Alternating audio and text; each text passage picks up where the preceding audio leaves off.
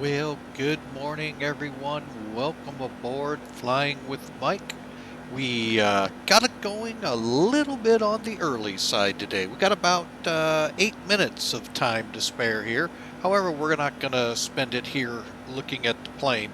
We're going to get into the air here as quickly as possible.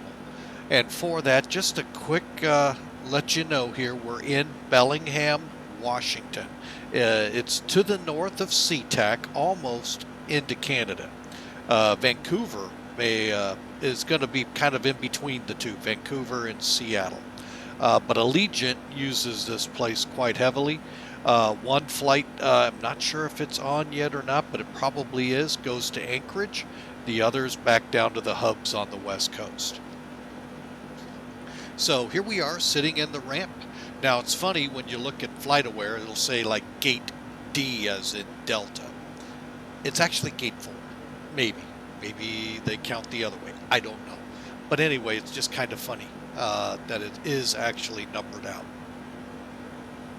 So we're sitting here. We've got the staircase up, the ground power hooked in, and the fuel truck on the other side getting ready to put the fuel in once we tell it to. Loading baggage loaders are hooked up as well. So the only thing not hooked up is the guy in the cockpit. So let's hop up in there and get that rolling. Okay, we're in a cold and dark state. This is going to basically prove to be one of the first flights out for the day. And at this time of the morning, pretty close to it. So without further ado, like I said, we are going Bellingham to Las Vegas. So let's get right into it. First thing on our checklist is to do a preliminary cockpit check. And to do that, we basically go down to the pedestal. Then we start working our way up past the main panel right here, up to the overhead panel. So let's head down to the pedestal. Okay, the parking brake is set. And I'm going to kind of bring it into view. Definitely want to make sure first thing that is set. Then we're going to work our way up, make sure the spoilers are up, and make sure there's no white bar. This white bar is showing. Make sure it's down, no white showing. That way you know they're not armed. Over on the right side, make sure the flaps are at 0. Here in the middle, right below the throttles, are the engine masters. Make sure the rotary switch is pointing to 12 o'clock or noon or norm, and each of the 2 master switches are off. Also make sure your radar's off. I only have this switch to work with. Now I have seen one video where this worked in X-Plane. I'm not sure if that was TOLUS or not. This is the, if I remember right, PWS for the wind shear. But everything else is, other than the gain, tilt, and mode, everything else is inoperable. Okay, move the throttles just to make sure they're good and free. And then we're going to move up to the main panel. And the big thing we're looking for here is landing gear lever down. With the gear down, you're going to see there's no lighting here, so that also tells you the battery switches are off. Then we're going to move up to the overhead, make sure both wipers are off. Okay, now let's go ahead and start powering this Airbus up. We're going to click battery switch number 1.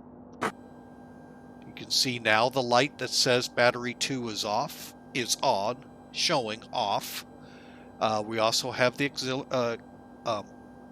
exterior power on. And now when I click the next one, it's going to power up the bus here.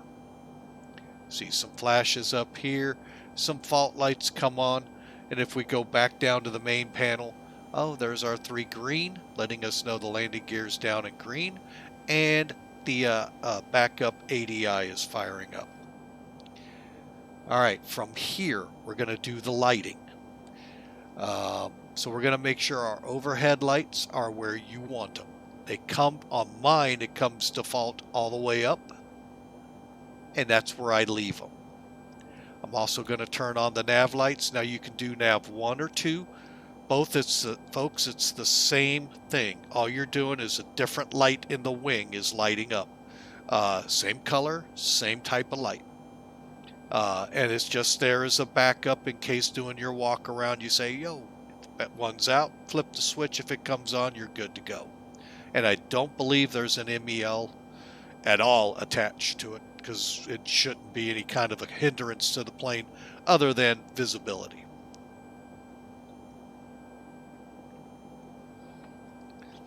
Okay, moving down.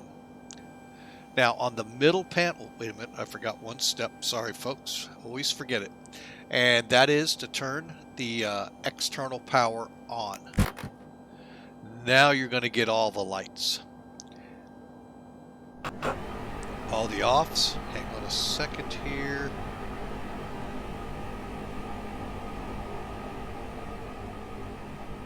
There, turn that down a little. Actually, a little more. There we go. Okay, so that brought us alive. So now we're going to move down.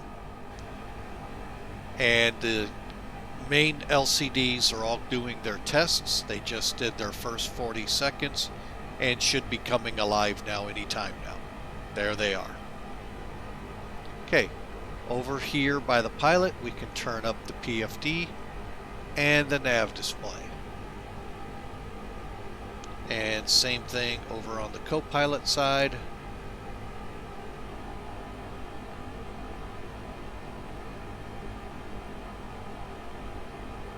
Okay, and I turn them all the way up. That's my preference. Whatever your preference is, folks. Moving down, you can turn your ECAMs up as well. And ECAMs are these two here, giving you your engines and any of the maintenance items on both of these.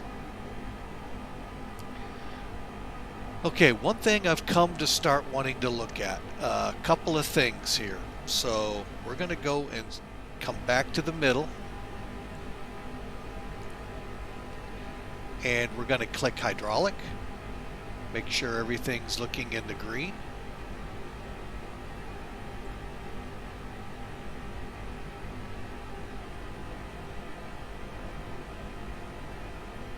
And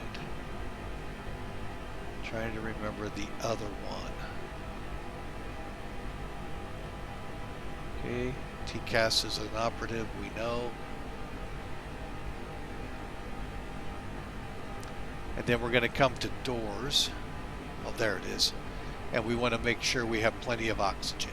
Okay. And that oxygen, by the way, folks, is for the crew, not for the plane. That runs off your bleed system. Okay. So there. We've got the aircraft basically prepared.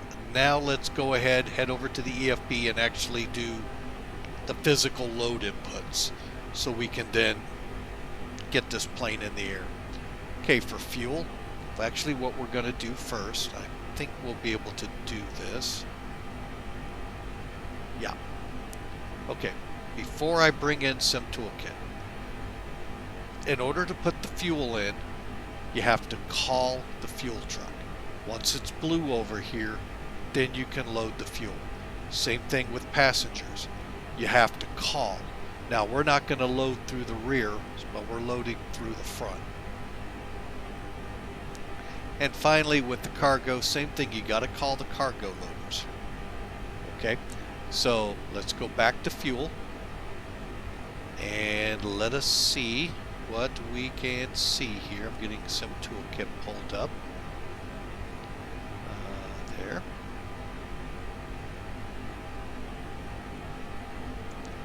All right, and all right, so there's SimToolkit for you. Now, with SimToolkit, we're going to pull up the load sheet first. Okay, our blockout fuel, everything's in kilos in this plane, folks. There is no way to switch it into pounds. So you got to work in kilograms. So we're going to be loading 9,517 pounds of, or kilograms, sorry, old habits. Same with the old habit of halfway into the pre-flight, we start yawning.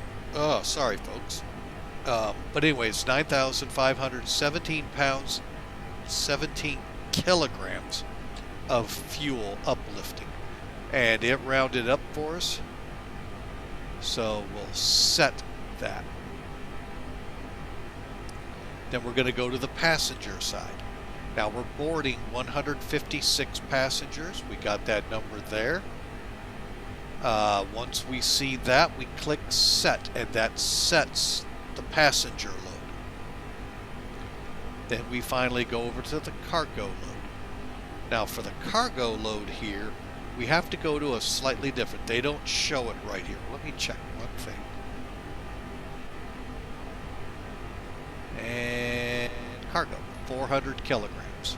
So if you, what I did, oops, is I clicked reference card here from Toolkit, and then you can see it right there. It gives you your route. We're going to cruise at a CI of 52. Actually, we're going to operate at a CI. It's not just for cruise, folks. It encompasses the entire takeoff and landing phase as well. So 52, and there's our METAR here and at Las Vegas as of now. We're 030, hence why we're planning a 3-4 departure. And ceilings at 11,000 feet. Alright, so can I close it from down here? No. Alright. And then you just click close, and that's it. So we're set at 400. Set. Okay. Real quick to wrap up the pre-flight, tail number 244 November Victor is what we're using for the flight. 37,000 is our cruise. It's average wind.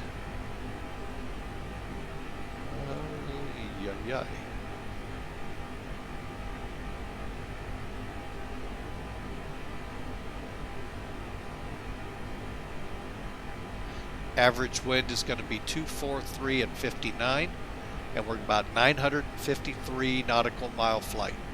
Again, cost index of 52, and we're going to, one of these days, we're going to learn where to put in our reserve, because we should be putting in 3.0 on this flight. That'll get us to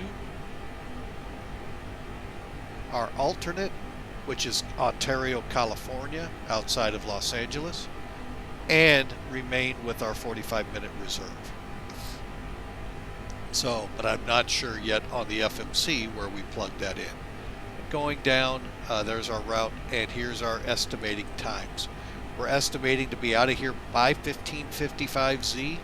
I'm hoping earlier now, and by 11:30, I'm sorry, 18:30Z, beyond in the blocks at Las Vegas. 2 hours and 35 minutes. Here's a quick breakdown of the weights. Okay, so that takes care of getting the basics loaded in here, and me not forgetting that. Okay. Now, what I'm going to do is go to the perf data. First off, I want to look where is our CG lining up, and it looks like it's good. Also want to verify 56,346, that is our zero fuel weight, that is correct. We uplifted 9518, that's correct. And we're estimating 65,864 kilograms for takeoff. Now, I need to write some things down off this sheet. Hang on a second. 2993. I'm sorry. 29.3 and 27.5. I like getting my CGs. And the trim.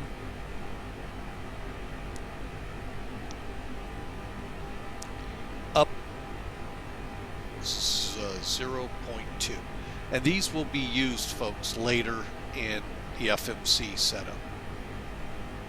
Okay, so minimize that, and again, it's stuff for me, so I don't have to keep coming back and forth. All right, that's why I do it. Alright, so let's get back out to the panel.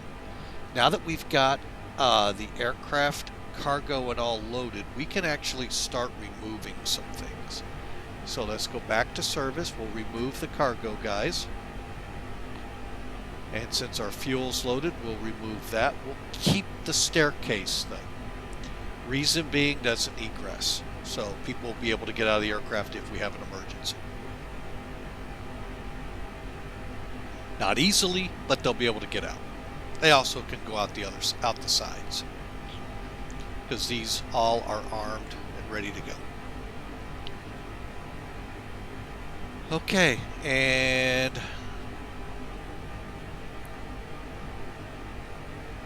we'll just go with that and go to here. Alright, so let's begin the APU fire up. So to fire up the APU, okay, the APU test is here. Okay.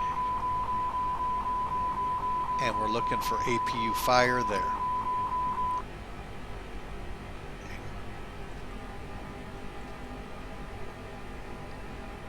Okay, gotta love when it does that. Okay, well the test was good. APU master, that's down here on the lower part of the center part of the overhead panel. We turn it to on, we come down. This is gonna switch to APU. It's going through right now making sure there's enough oil and other fluids, and then it's gonna also wait for the flap to be open. The flap is where the air comes in for the engine to spool up. Okay, once the flap is open, I can go right back up.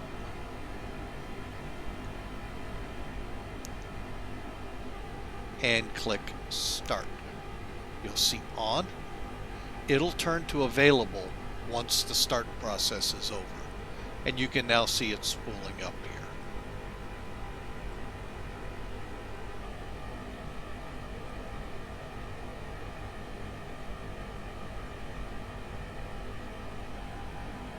And it's almost spooled up.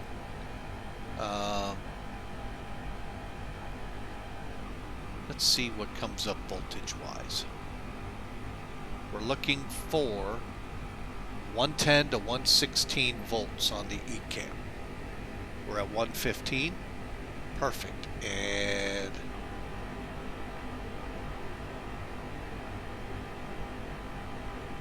that means the generator is on. So we'll come up here, and let's see, following this, we're going to go ahead and come off external power, and we're going to go on the APU bleed. Then we're going to go right in, and I'm just going to bring up the overhead panel for the rest. Now the flow on the overhead panel is down. I'm sorry, correction, that was Boeing. I fly a lot more Boeings than Airbuses. So we go up the panel, and there's only one panel here instead of it being broken into 2 or 3 different chunks.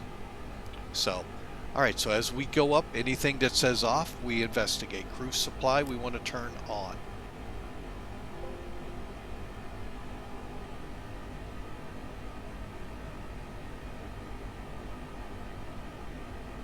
Okay, I just heard like a computer having troubles. I just wanted to make sure. Okay, so we got 2 faults here. Those will go away once we're aligned on the ADIRs. Keep coming up, no more faults. Okay, so we're going to start with the ADIRs. Let's go to nav. Don't rush this, folks. You're going to see it go to align, but we also want to see under ADIRs on bat. That lets us know this one will work on the battery if we lose the aircraft's generators. Number 2 is over here. I know, kind of weird. It's, to me, kind of weird because it's an Airbus, but I'm sure there's a method to their madness. Again, number 2 is on bat. Number 3.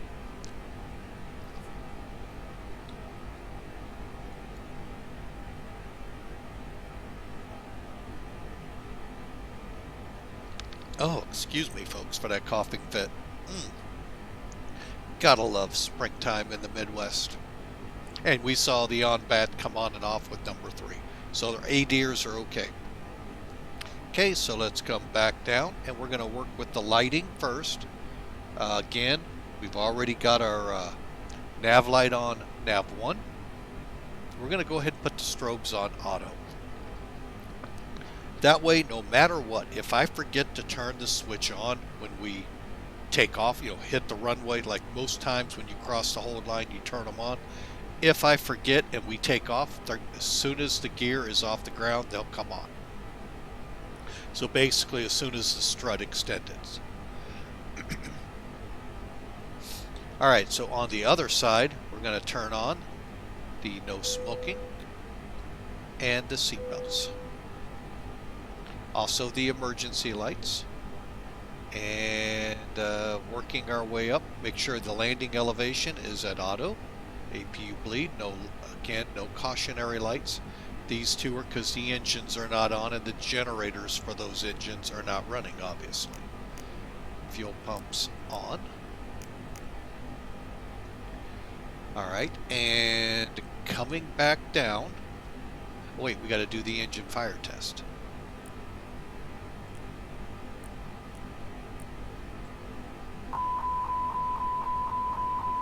Okay.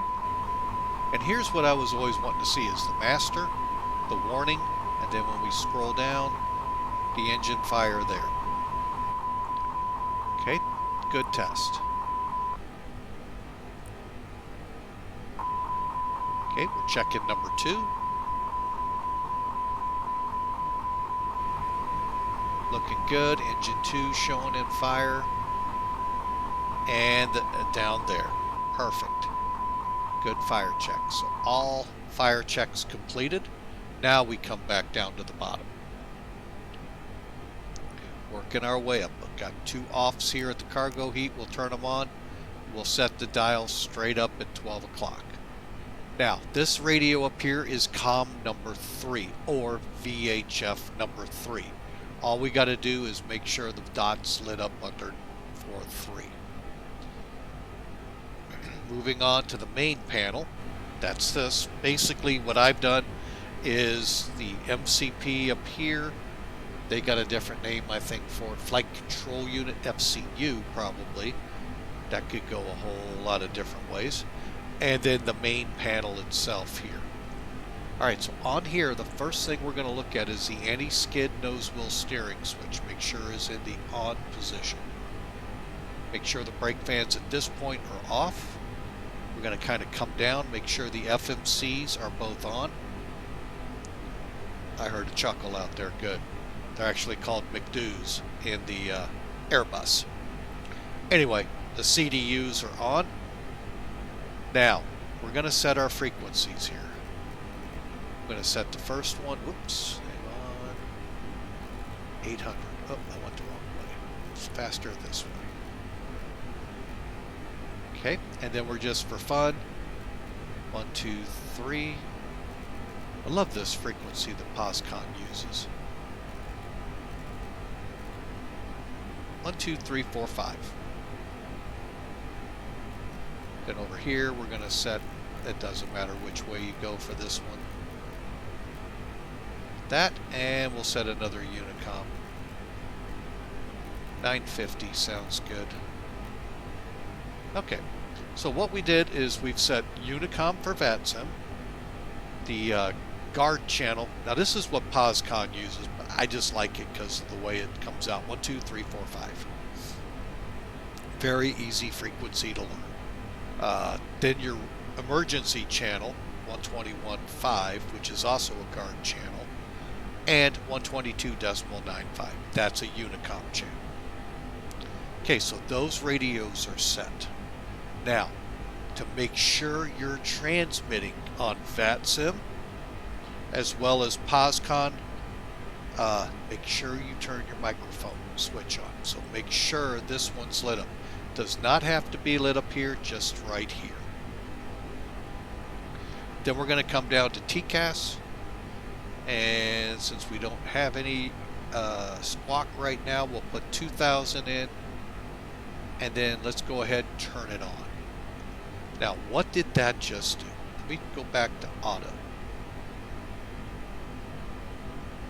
In case you all run into this like I do, if you bring up X Pilot, which is vPilot for X-Plane, it's the same program just for X-Plane. You're going to see connect, standby, ident. Wait a minute, where's mode C?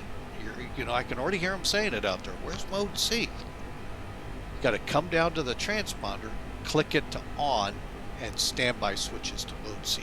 Took a couple flights on VATSIM to figure that trick out, folks. So make sure you turn the top one on. It has nothing to do with these down here. All in that switch. See? So hopefully that helps you guys out when you fly on VATSIM. Alright, so that finishes up our overhead and main panel pedestal setup. So now all that's left is for us to come back up and get the McDo going. Now, to get to this page here, and I'm going to use this one, if for some reason, say you're on the progress page and you need to come back and see what the engine is for some weird reason or whatever, click the data button, then the AC status. And that brings you up to the same one we're on here. And that basically tells you the engine type, the airnac date, and following right through with the rest. So anyway, had some people ask me about that, so I did some digging and found out. Alright, so let's get this McDo programmed. First we're going to put in Kbli.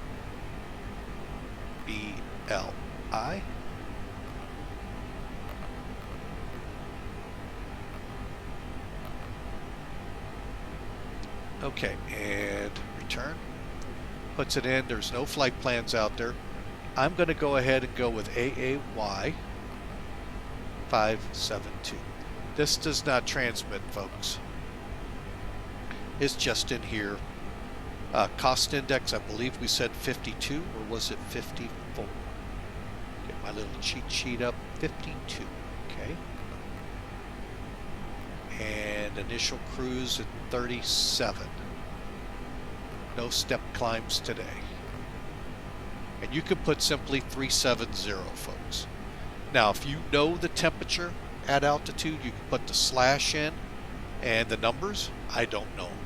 Or just put the altitude in and go with whatever it comes up with. I'll click the wind just because it's available. Okay, and then I'll return. Now we do have to do the IRS initialization. So we click that, align, confirm, and there it goes starting. You'll see GPS primary lost. Alright, so where are we on this? Okay, well, I can see our alignment process has completed. We have GPS primary now here, and on this one, and you can see it goes away. Okay, so we'll click return. That brings us back over to our initialization page. Now, the next steps, this is where it's captain's preference. To me, it makes sense to put the flight plan in next. I'm a Boeing guy, you know, that's what we do. Flight plan, then we do the performance, and then the V-speeds. Airbus, I don't know. I don't want to say they're just weird or different, but they are. So we're going to go to the F plan, and we're going to start plugging in our flight plan. Okay, so let me pull one thing up over here on my other computer to make it real easy to see. Okay, so we're at Kbli. Click the line select next to it, click departure, and we're going off runway 34. Kino 6 departure. And CVV is our transition. We're going to insert, and it's going to plug that in green. So now, if the next, say, 5 entries I put in are wrong, and I have to go back, it'll come back to here. When it's in the green, it'll come back to where the green starts. Now, let's push up a little, and in here, we're going to put direct Seattle, S-E-A. See how it went yellow. Next up out of Seattle, okay, now we're going to do an airway. So we click next to it again, click airway, and then we enter it. It is Juliet 5. And folks, I believe the route is in, it is in the chat room. There, I can see it. So we put Juliet 5, and we're coming off of it at LKV.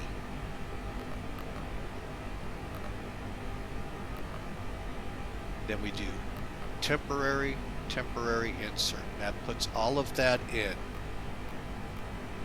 And I'm going to put it right up to the top. Now, after LKV, we're direct Ryan. So, R-Y-A-N-N.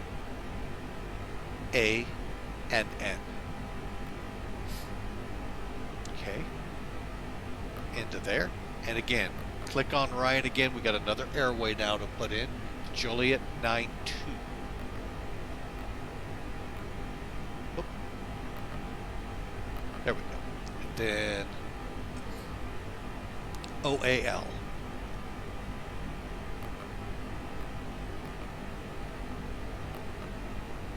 Okay, and then I'll do a temporary insert, and that makes it all green. Now, finally, we go to BASIC. SIC. Insert, and there. Now, I just want to look at something real quick here.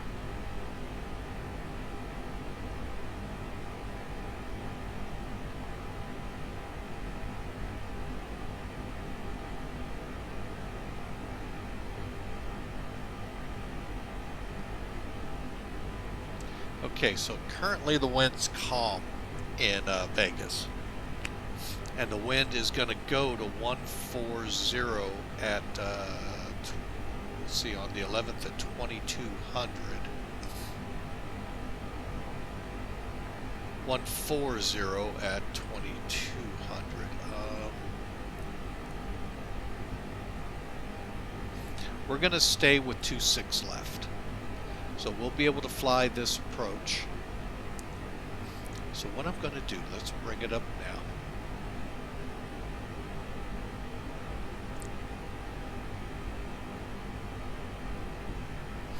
Okay.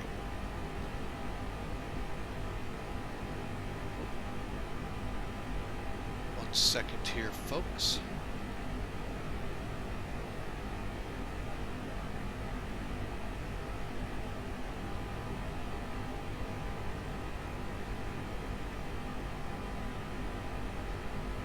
Okay, so we're going to be doing the what's called Cocktail 1 Arrival. COKTL1 Arrival. And it's for all the runways, 1 left, 1 right. Something's not right here. 8 left, 8 right. And the 19s and the 26s. So all of the runways can be flown on this. All right. So let's pull that over so you all get a look at it. Okay. So what we're going to do is click Las Vegas. Arrival. Like I said, we're going to plan the ILS 26 left. Now when you're coming in west to east, it'll be the far left runway, not the longer one next to it. I'll leave that for takeoffs. There's our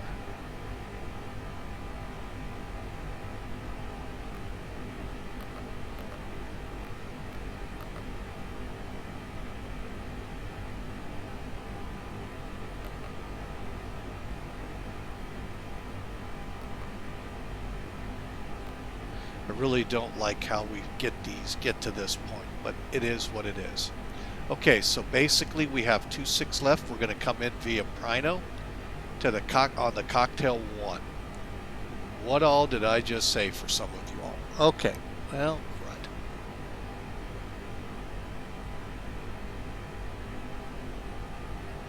Okay, give me a second here. Let me pull up to 2.6.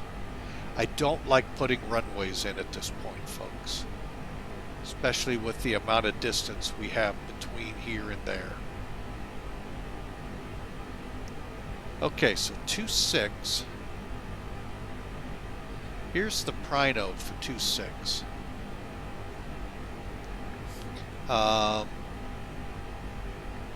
don't see the other, but I'm wondering if I should have picked it.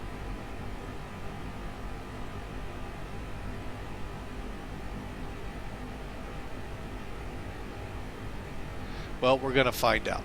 So we're going to do this. Okay, so basic.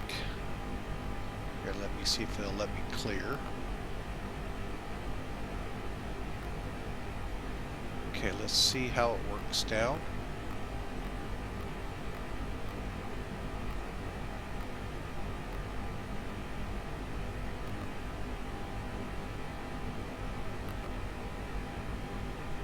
Okay. Alright, so let's click Flight Plan. We're going to bring this out so we can follow it on here. And we're going to switch to Plan. And basically we're going to step through it while looking at it on the Charts menu. A lot of things going on at once here, folks. Let me see if I can... let me take a look at this. Let's see if we can't make this... Nope, not that.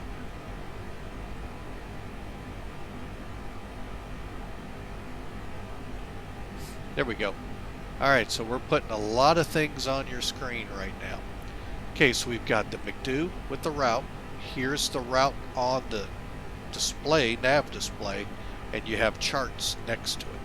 So basically we're going to just scroll through it. Kino, CVV, Seattle, LKV, there's Ryan, OAL, Basic. Then we're walking, whoop, hang on, let me walk us through now. Get this out of the way. Alright, so we're walking down. So here's Basic, Fletcher, next should be T-Bren, then Ariel, then Cocktail. Cocktail is right there. Then we hit Zilda, where everything begins to turn for what runway you're using. Alright, sorry folks, had to have that shot of coffee. Oh, and excuse me for sniffling. Alright, so there's Fletcher. Next up, again, we're pushing the up arrow. Ariel, Cocktail. We can check even our altitudes at this point. Cocktail is between 19,000 and 16,000. And our hard altitude is urban. So we'll just kind of follow it through.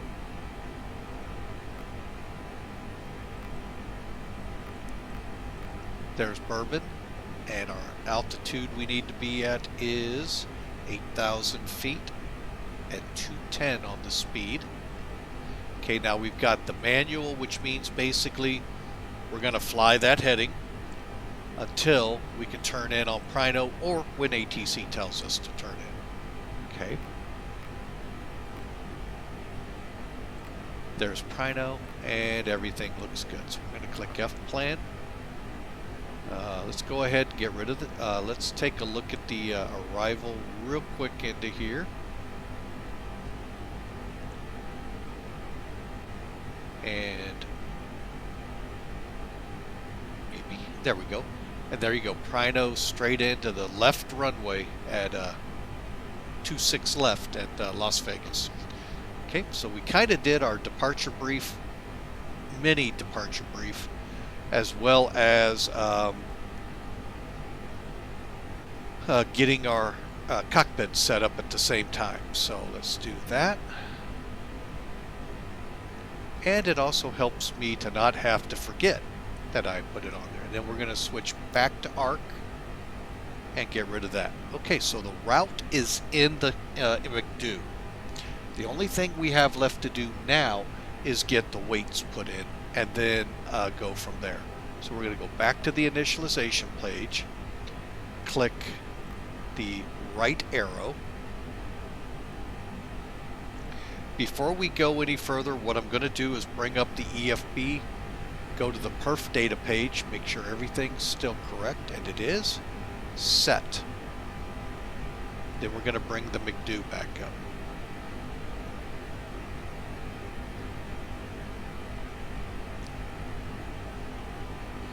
Okay, 56.3, 29.3 for the zero fuel weight CG.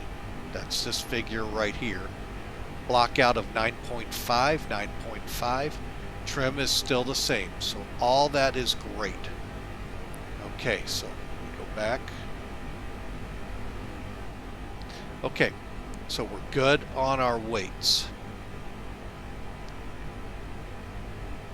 Now we're going to go to the perf page. Transition altitude's good. And I am just going to check it, but more than likely it's no good for here. Blackbox77, he's a streamer here on Twitch too. He has this website that has a lot of the thrust reduction, acceleration, engine out acceleration. However, it's mostly Europe, and the guy lives in Europe, flies in Europe as a real-world pilot, so I expect that's where it would be. And there is none here, no big deal. We'll just go with the default entries. So, let's see here. I'm going to pull up an Acre program that I do have. TLR, and then we'll go to the landing report, click weather update. Still showing 050 and 5 for the runway up here, so 3. Ooh. Yep, that's still good. Getting close though to switch over.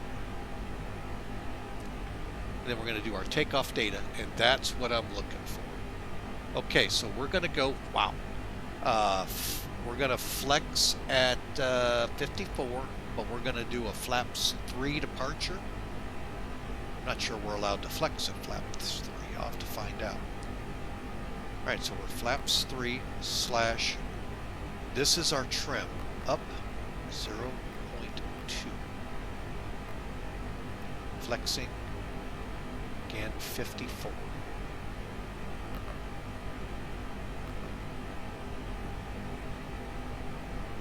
Alright, now our V numbers, 130, 131. These seem really low.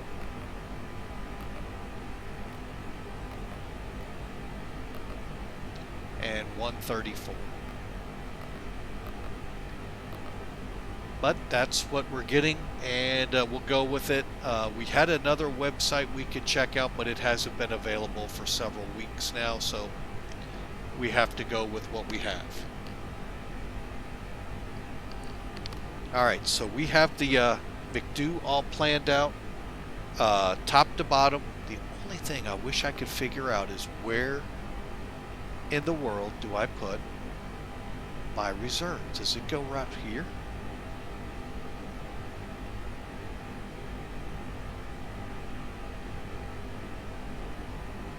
I'm going to have to find that out. Okay, anyway. Perf page. So, now we're going to be working on the middle to do the center page. The Q&H here, and I've got it just pulled up, so hang on a second, it's 29.90. Folks, oh, hang on a second, wrong thing I was thinking, sorry. FD is on. Nav set to arc. Set to arc, FD 2990. Okay, 20 on the range. And we'll set constraints. Now go ahead and set our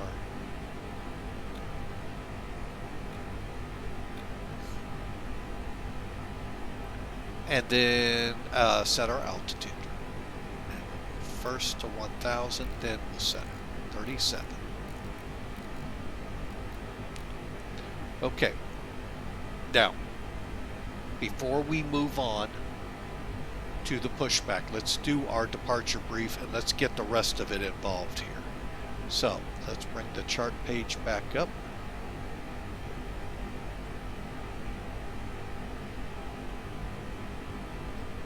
Okay. Looking with the chart page. Did I not bring it over? Oh, yes, I did. Okay. Airport. Okay, we're parked here. We're in stand 4. So we'll push back tail to the northwest. And we're going to taxi out taxiway Fox, I think it is. I'm sorry, Echo to Alpha, Alpha to Golf, and then we take off.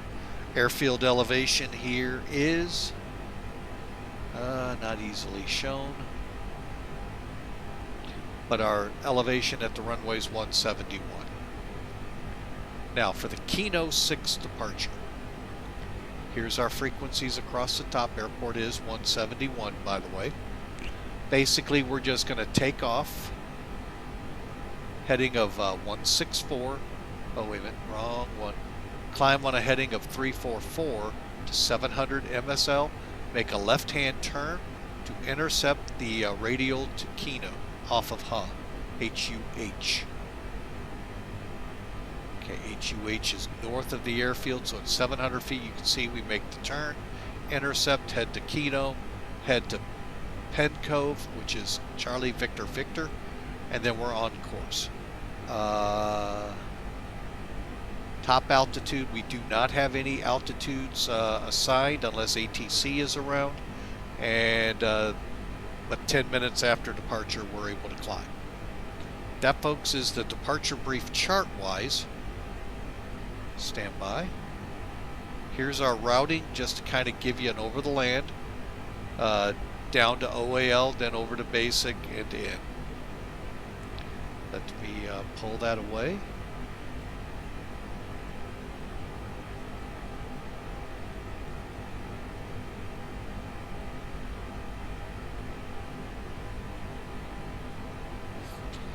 All right. Now, finally, one more time, we'll go through them. V speeds, V1's 130, V rotate 131, V2 134. The ACARS program has been programmed already. Trying to be a little more efficient on my end. Just want to make sure a couple of things here. Cool. And start. Alright, and we have started. Now, that brings us to the pushback. So I am going to go ahead, get better pushback rolling here. Folks, that's a free plugin for X-Plane. Much better pushback than what you get with the default in the sim. It just goes in your plugin file and it works just this simply. You can do one of two things. You can pre-plan, which lets you pre-plan it, and then it'll tell you, let us know when you're ready for us. Or if you're ready to go like we are, you can click Start Pushback, which is what we're going to do. But let's get a couple things done here. Let's go ahead and get him on the way, because it takes a couple seconds. So Start Pushback. Welcome to cockpit. Please show me where you want to go. Okay, now on the pre-plan, you'll do the same thing. Remember I said we're going to put the tail to the northwest side, so we're going to be facing southeast. Now, just left click to get rid of that, and then, I didn't mean to move my mouse, dang it, and enter. Ground to cockpit.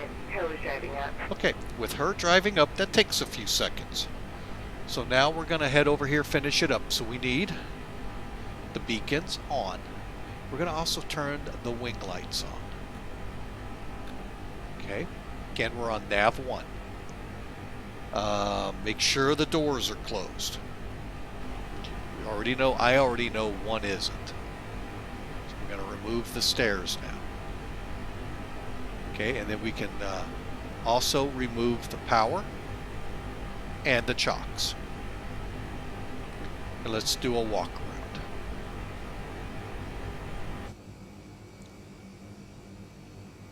While she does her thing.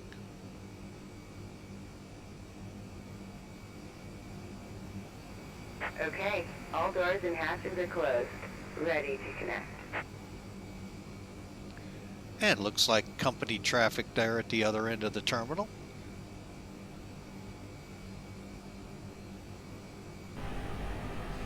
And we just now wait for her to hook up, and I'm going to check something on Mac Air's website.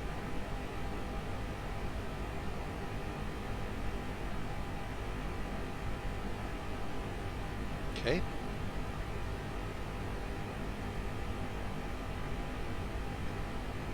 And this is a good time. I can say if you like what you're seeing, like in the stream, and again, I do apologize for that midstream pause. Bypass pin inserted. Release parking brake. Click follow, folks. You'll be able to follow us on our adventures. We won't be flying over the weekend. I got to work tomorrow and Sunday. Sunday at the church. And I've got family commitments. We won't be able to fly on Sunday at all. Monday, we'll be flying again, and then Tuesday back at work. And I work 24-hour shifts, so even flying at night's impossible. But anyway, she said we're good to push back. Verifying tow vehicles in, better pushbacks used. ACARS is going. We're going to release that parking brake. Okay. Starting pushback, and you may start engines.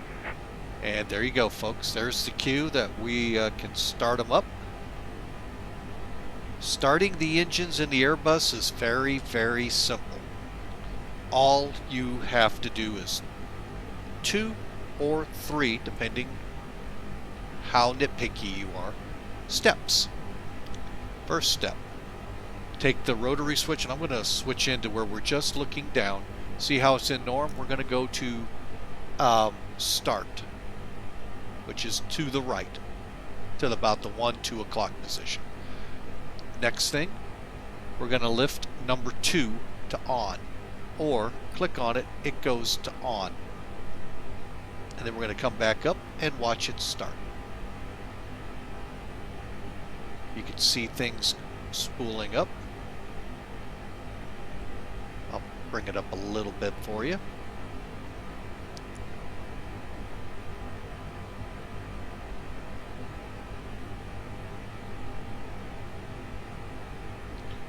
Okay, here's what the top one's showing. N1's spooling, N2's coming up, and the EGT is coming up as well. She's getting us out here on the taxiway.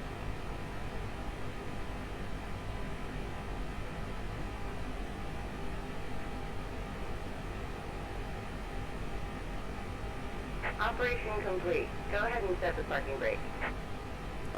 Okay, parking brake set. Disconnecting tow. Stand by. Okay, while she's doing that, we're going to watch. The engine is now available. Basically, we missed the avail here. When this is gray, it's in the process of spooling. It's settled down and stable now. So let's go back down. Click number 1.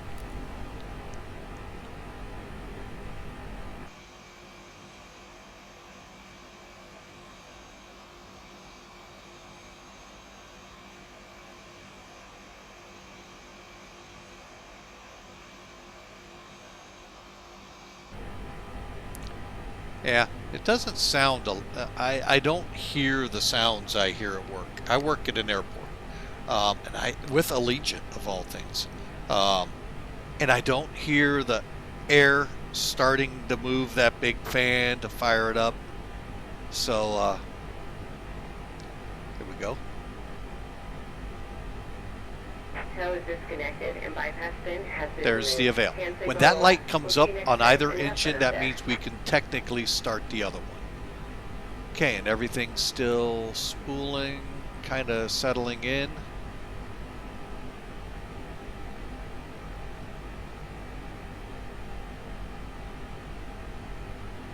Okay, they're all good. And folks, The last bit of this is we now move that mode selector back to norm.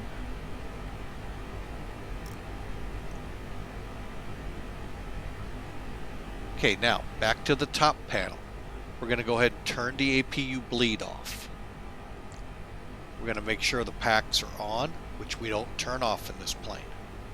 And then we're going to turn the APU master off. And that, folks, is the completion of the engine start checklist. We're going to now move on to before taxi. We've already got our nav lights on and logo lights. Make sure the brake fan, that's right above the nose wheel steering and right across from the 3 green on your landing gear. Turn the brake fan on. Auto brakes right below the landing gear. Turn that to maximum. That is the equivalent of RTO in the Boeing world, folks. Okay, moving on. Weather radar. Now we can turn that on. And I'm going to go to the pedestal. And I'm going to go ahead and turn on 2 since we ran on 1 up here. Arm the spoilers by pulling those up and getting the white bar below it. Set your flaps to 3. Almost full, folks. I think I got them at 3. Can always verify. Nope, they're at 2. 1 more. Okay, and they're going out. Then all we got to do is click the parking brake and away we go.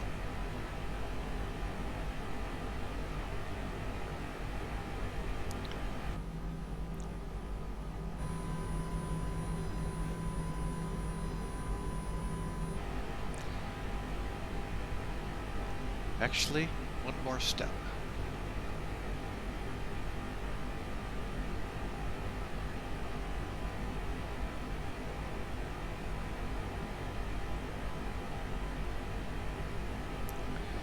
And I just want to verify for the moment.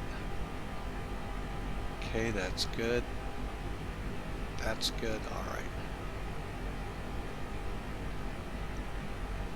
Hang on a second, folks. There we go.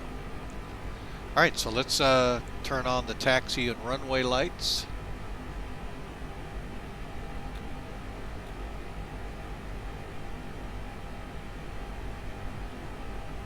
Release parking brake.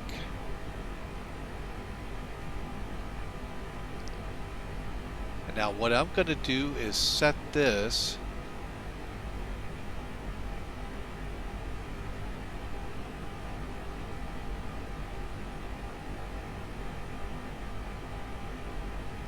there we go. That way I can see our taxi. There's us.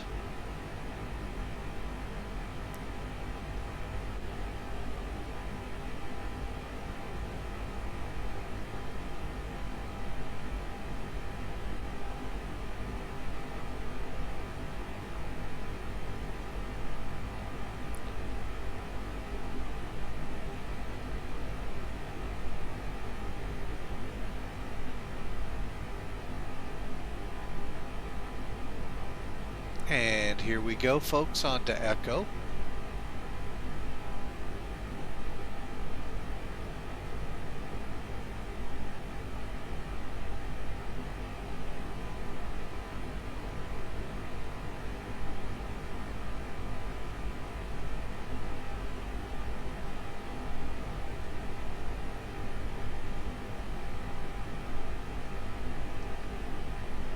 Then we're going to come down to Alpha here right before the runway, and then we're going to hang a left and follow it out to the end of the runway. Now's your time. If you want to take a break, go grab some food or water, and we'll be at the end of the runway here shortly.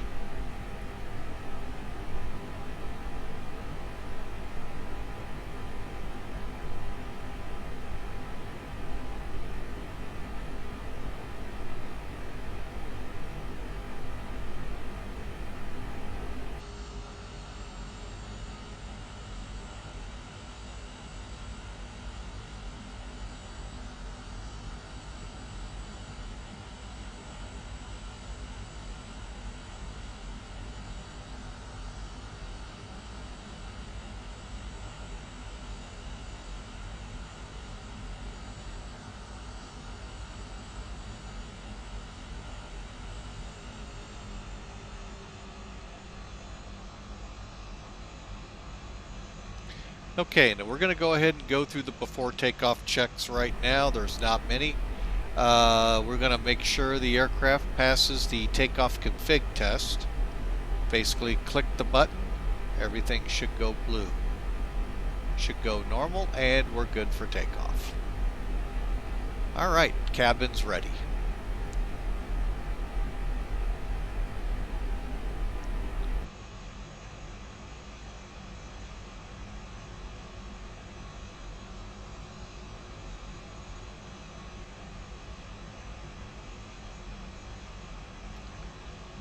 And the end of the runway is coming up.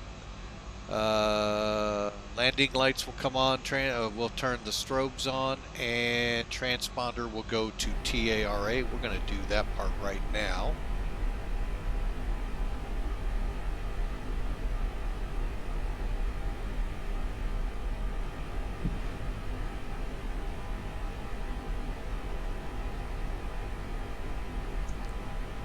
And let's take a look here.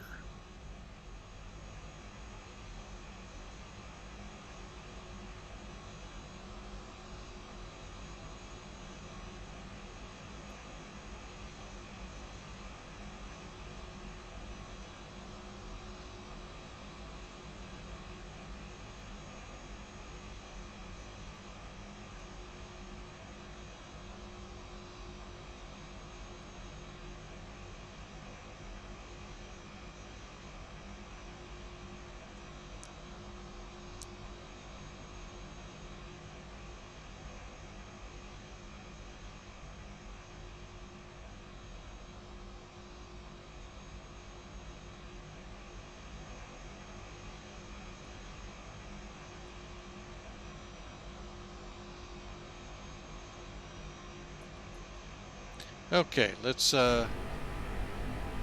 left, right looks good, and a center, that's good. Down, up.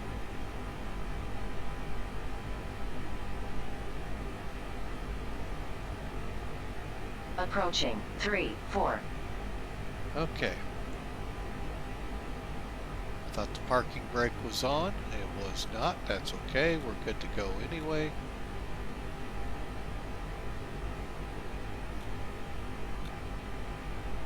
Okay. So we're heading out to line up and wait.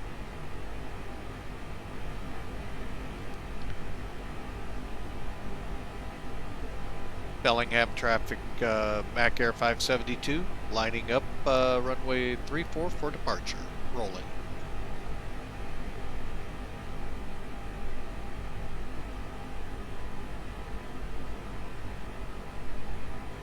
Now we are going to come to a stop on this runway, folks.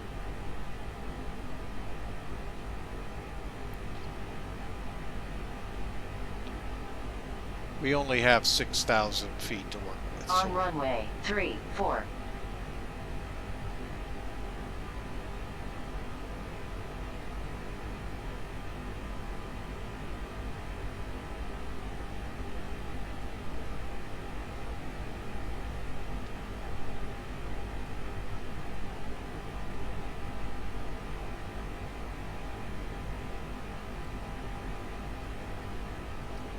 Okay, parking brake set. We'll go ahead and center rudder trim. We'll get our trim set now to up to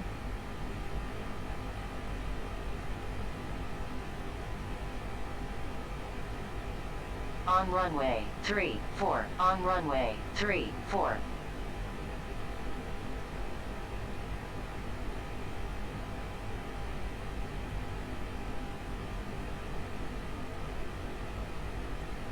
Okay. Got our trim set. Lights cleared for takeoff.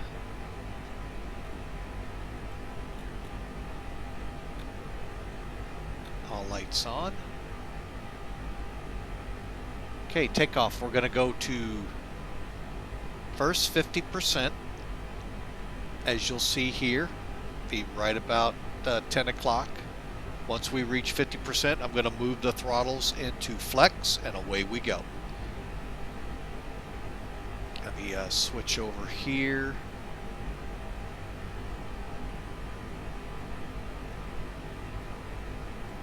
That way we have our departure up. Okay, folks, here we go.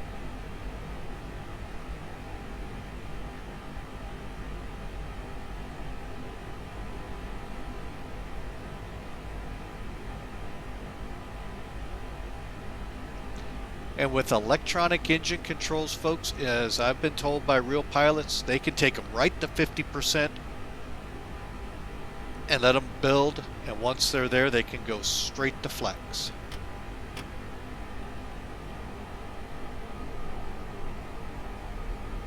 The engines it'll take care of it to get it up there.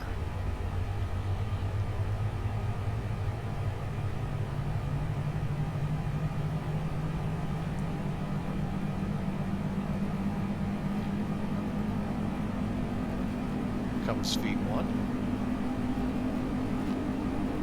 V1, V2.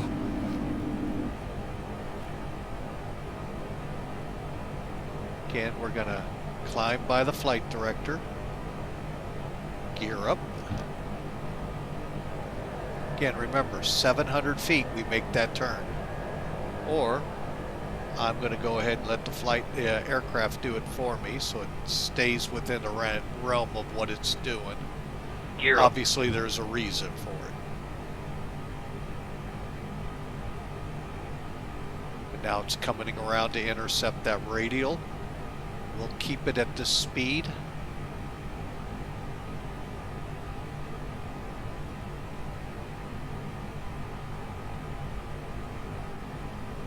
As we round the corner here.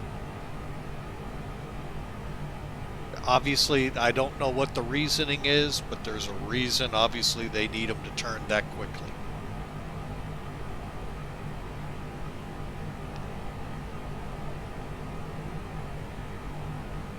Now, it's saying level climb, which is actually a setting on the Airbus throttle column. First thing we're going to do is come up to flaps 2.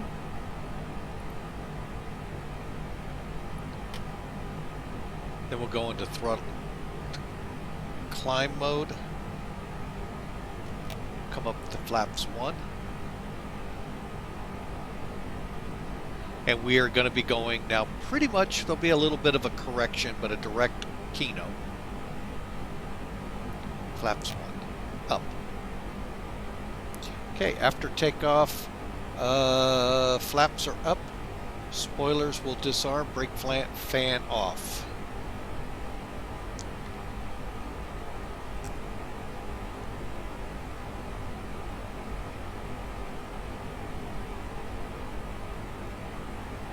Okay, and we are on our way, folks.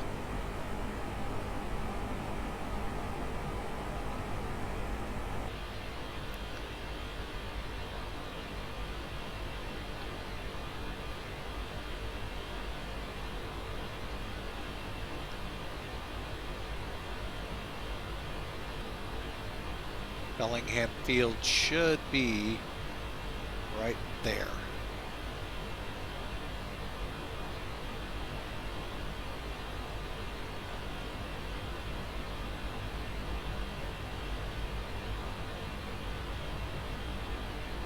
And folks, we're on our way through 7,000 right now.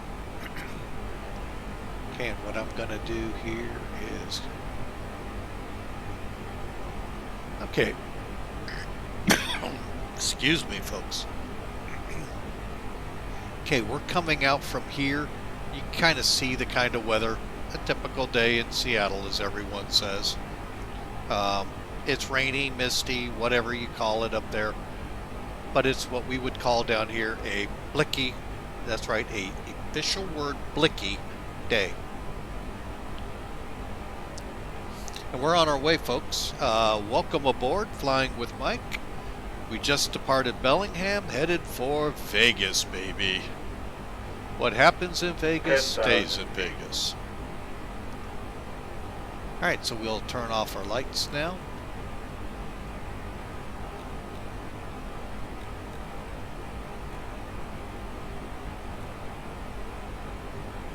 And we'll go ahead and that light off as well. The only thing left on is seatbelts. That goes till we get to top of climb, and into the clouds we go. All right, folks, we hope you're enjoying the stream. We got about 2 hours ahead of us on this flight. Matter of fact, speaking of which, let's bring that into play here.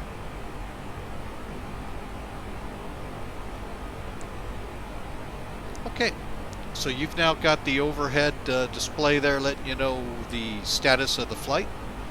Currently, while we're climbing through 12,000 feet, we're looking at 2 hours, 30 minutes to Vegas.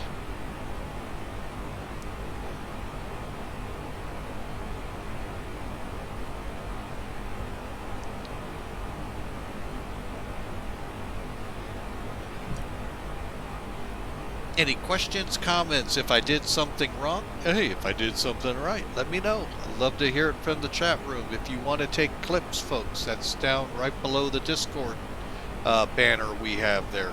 Clip away. We would love for you to enjoy, others who come to the channel to see what you thought was pretty decent on the flight. But folks, we're here to serve you. We're here to make this as pleasant and enjoyable as possible. I mentioned Discord. If you want to join our community, granted we only have about a dozen folks right now, if that. We'd love to have you aboard to chat online, or more importantly offline. Let us know what's going on so we can get to know you a little better. So feel free to click on that link. It'll take you over to our Discord channel. I'm still learning all the little new intricacies of the bots and all of that work within Discord.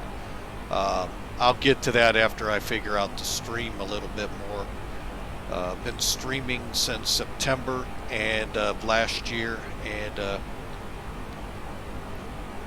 it's a challenge. I'm going to tell you that right now. This guy is an old long-haul pilot, so I like to fly long hauls. Having to fly these 1 hour, 2 hour hops is rough on me. I'm used to being able to just set the plane aside, go out, mow the yard, get some chores done in the town, come back, land the plane, and call it a day. And, wipe the brow, say, man, what a hard day I had at the office in the airplane. But these 1-2 hour hops, folks, these are challenging, especially when you're streaming, making sure, all your little browsers or Sim Toolkit or charts are not still on the screen, and that you're actually transmitting on the mic. I've had that a couple times where I had to reset the mics. So, I'm still learning a lot. So folks, if you see something I'm doing wrong, I would love to hear the criticism. Be nice, but I'd love to hear it nonetheless. You can also, like I said, join Discord and bring it there. Folks, I try to respond to everything I see in the chat. I only have the one flight stream. We try that again after we get the transition level taken care of. So what you're going to do is come up to the altimeter, which is this knob here. You're going to want the down arrow. Click on it. It'll go to standard. You're set to go. So I'm trying to get things sped up a little quicker on the ground so we can come on and be gone in 40 minutes. That's Allegiant, how Allegiant lands, and in 40 minutes, the goal, quote, quote, but that huge, big, gigantic 10-foot quotes out in 40 minutes. More like an hour, but still, they do a good job, don't get me wrong. I've been shocked how quickly they can turn the planes there at Mid-America, so kudos to the guys that handle the aircraft at Mid-America. Me personally, I work in the public safety department. I have ARF, the Airport Rescue Firefighting. We have security and airport operations we handle. Plus, we man the operations center, which all the phone calls come into for some weird reason. I know why. We're 24 hours, but it is kind of weird that they come to the firehouse and not somewhere else. But anyway, I digress. But anyway, if you see me doing something wrong, please call me out on it. Be nice about it if you can, but please call me out so I can get it corrected. But thank you all for flying with Mike. We do appreciate you. All 56 of you right now. Beast He1 joined us yesterday. Hope any of you listening in today will take that big step and follow Mike, and fly with Mike. Be better if y'all came up and flew with me, but I understand. You're all maybe at work here in the States. Over in Europe, you're like, no, we're not going to that country. Just kidding. I'm not being that way with y'all. I know flying over in your world, it's a lot, it's what you're used to, like we are over here. So, but folks, feel free to fly with us, talk with us. I haven't figured out how yet to blend Discord into the channel to where it's not echoey, but we'll get there. We got plenty of time. So I'm going to let y'all sit back, relax, enjoy the climb out, and we'll see you after top of cruise.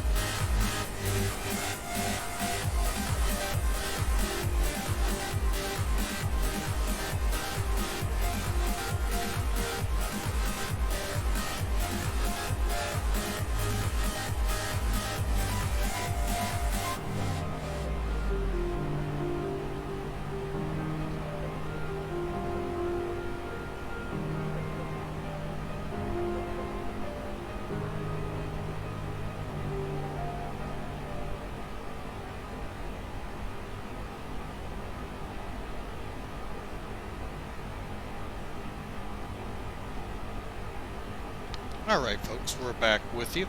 We're about, well, we still got about 5,000 feet to go to top of climb. But we're passing over Seattle right now. You can kind of see some of the volcanic mountains peeking through the clouds here. But yeah, we're on our way, folks. Looking at the radar map through the Seattle Olympias, you can see that we got a lot of rain and clouds to traverse through. We'll move this up, going all the way down towards Portland. Alright, so as we travel through God's country here, folks, hang on a second. I want to make sure everything...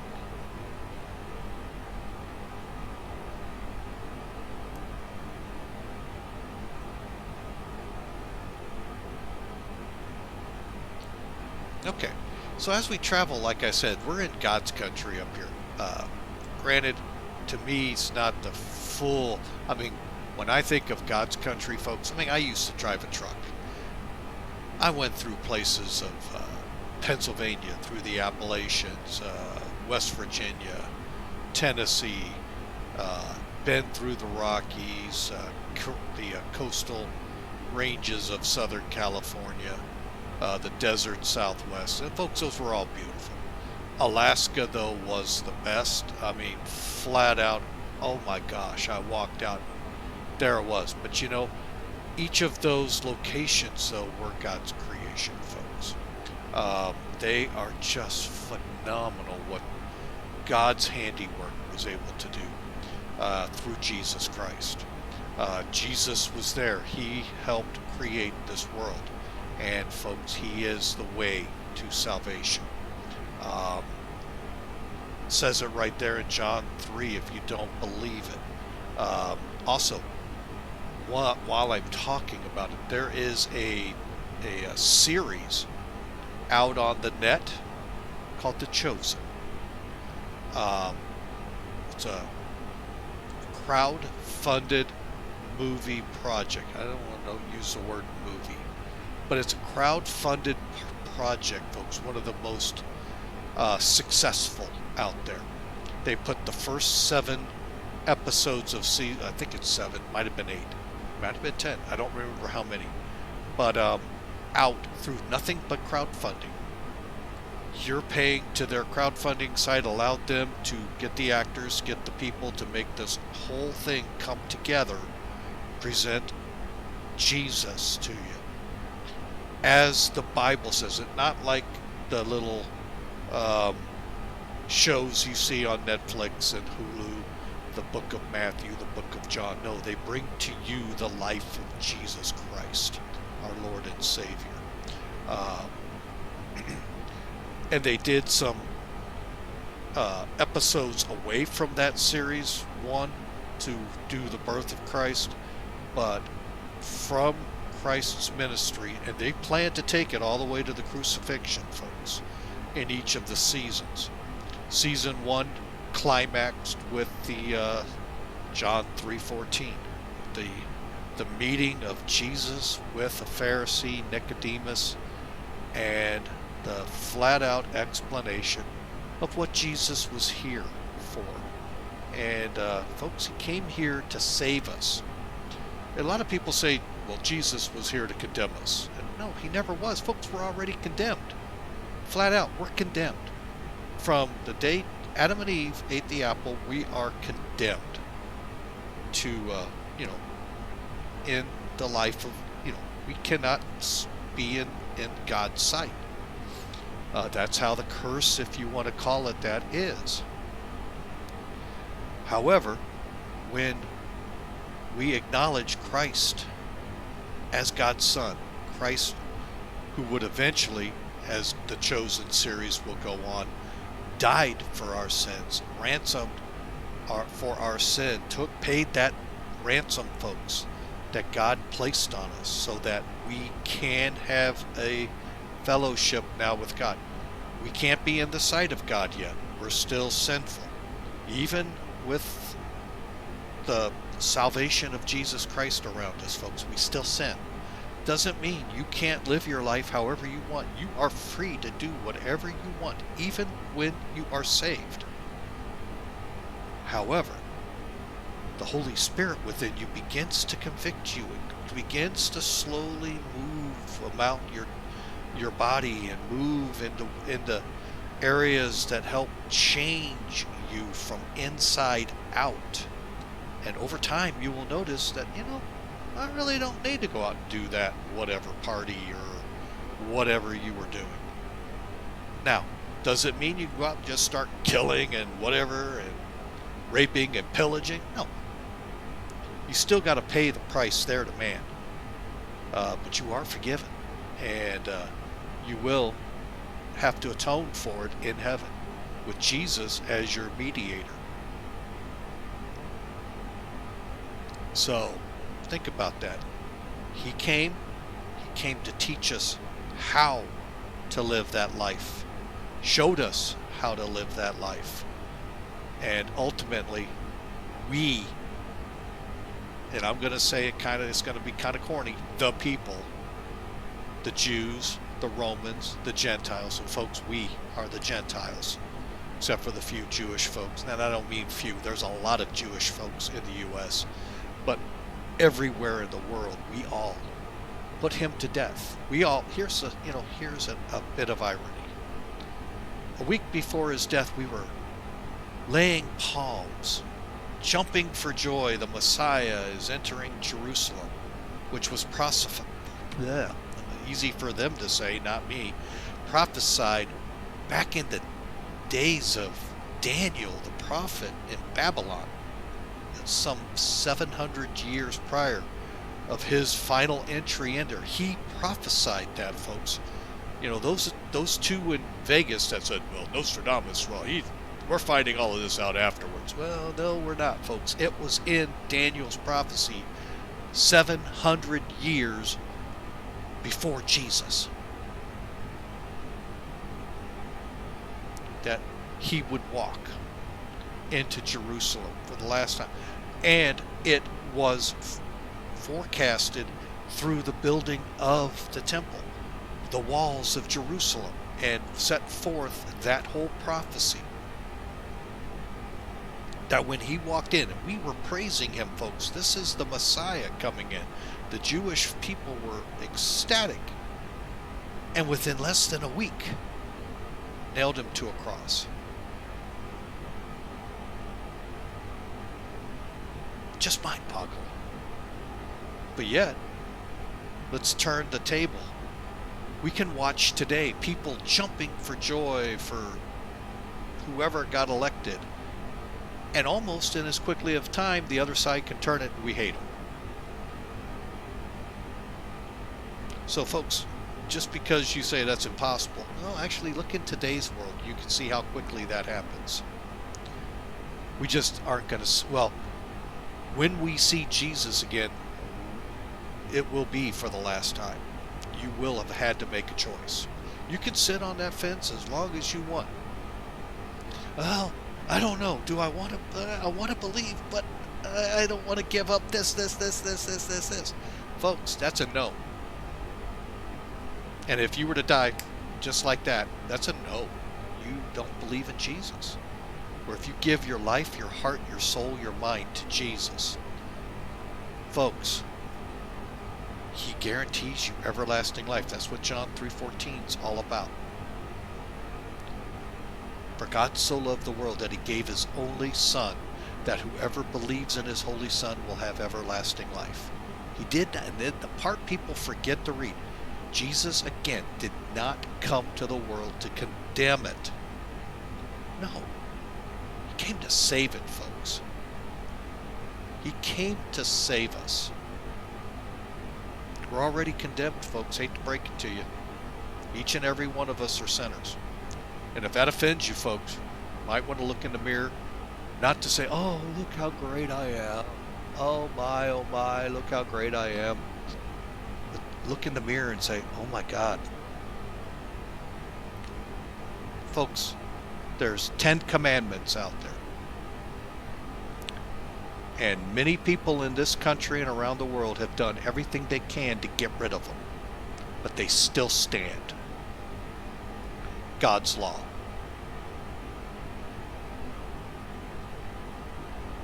Jesus helped explain them even further on the Sermon on the Mount. Now, when I come up to you, have you ever murdered anyone? Well, heck no, I've never killed anyone. But were you ever angry with them? And Jesus would tell you that is the same as murdering. And then when you start breaking down murder, you start finding out, usually, not always, but usually, there's a riff or an anger or someone hurt by someone else that caused the escalation to murder. Did you ever steal anything? Of course people say, oh heck no, how about that paperclip from work, or that pen, or that piece of paper, or that some people ream of paper. Well, my boss he can afford it. He'll never miss it. That's stealing, folks. Calling in sick when you're not sick.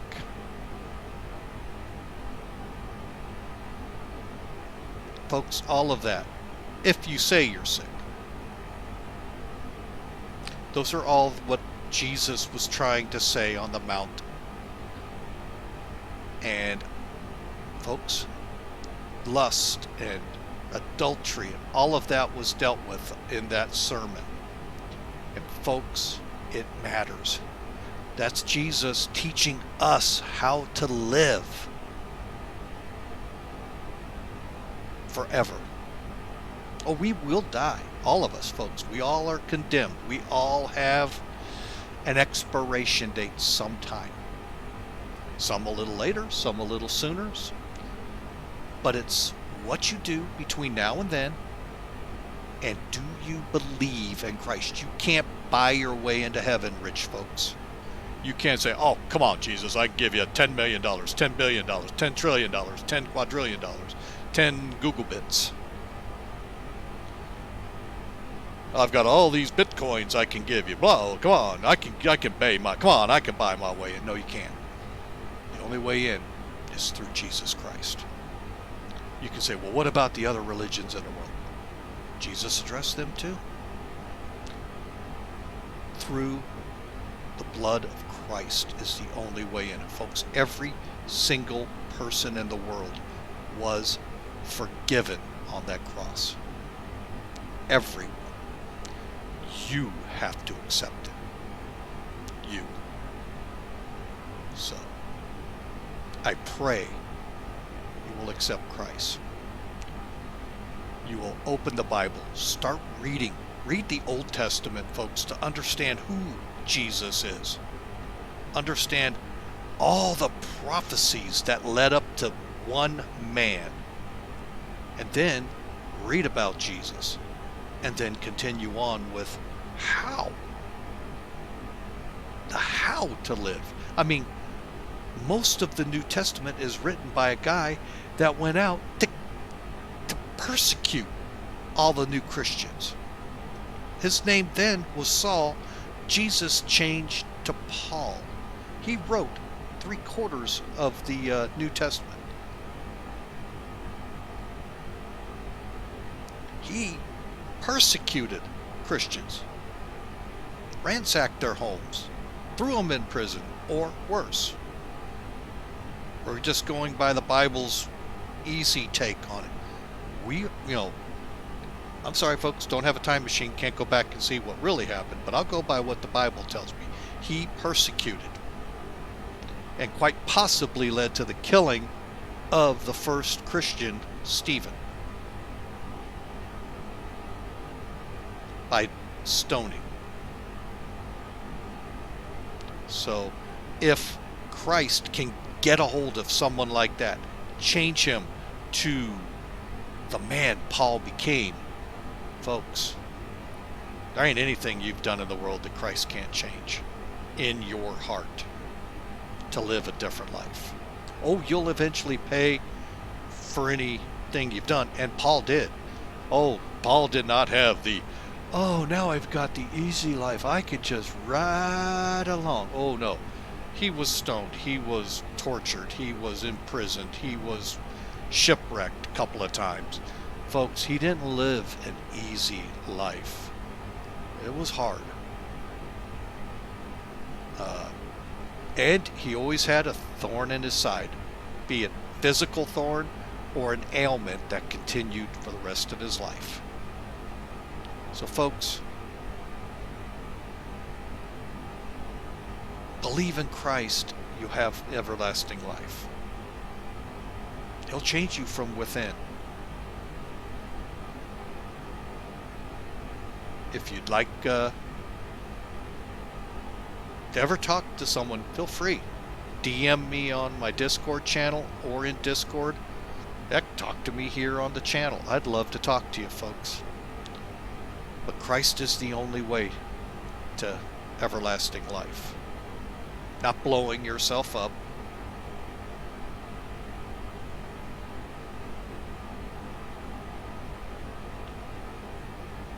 So think about that, folks.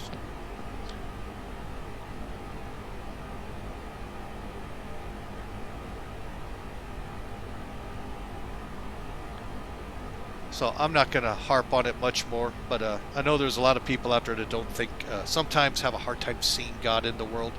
I don't.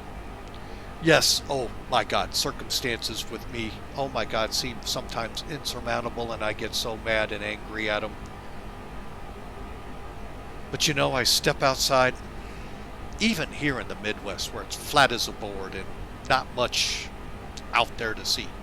Oh my God, is there still so much to see that God's doing? Good and bad. I mean, living here in St. Louis, not the greatest thing in the world. It's a pretty rough town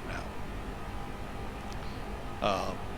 You know, sometimes I think Chicago and St. Louis are battling for who's the roughest. Chicago should still outdo us in murders, but this city is giving them a run sometimes for that. That's a scary thing. But God is still in it, folks. He wins at the end. All I gotta do is read the book of Revelations. That unfolds how this all is gonna end eventually. Now, it could happen in a blink of an eye at this moment. Or tomorrow, next month, 10 years from now, 100,000 years from now. We don't know. Christ even said he doesn't know when God's time on this earth ends, when he will end the earth. But Revelation takes us through how that will happen, and the new Jerusalem coming in. And that's where I want to be, folks. I want to first be with Christ before all of that happens. I don't want to go through that. And secondly, folks, I don't want to go someplace where the gnashing of teeth and separation from God forever exists. Because, folks, you can sit here and you can look and say, well, God doesn't exist. Well, he does exist. And I'm here to tell you, you are in his sight right now if you just take Jesus as your Savior. But if you don't, and you sit on that fence, and as long as you sit on that fence, not sure which way you're going, folks, you're saying no. And if that day happens, you've just said no. You don't get a second chance at that point. You've had all those chances up to here.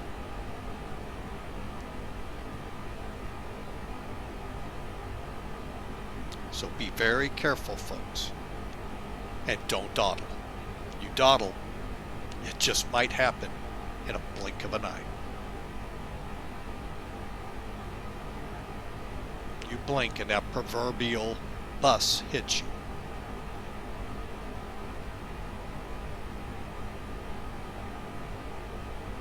Or the rapture comes. Now, we can go into that or not, but we could go into what happens from there, the possibilities. But folks, it's always better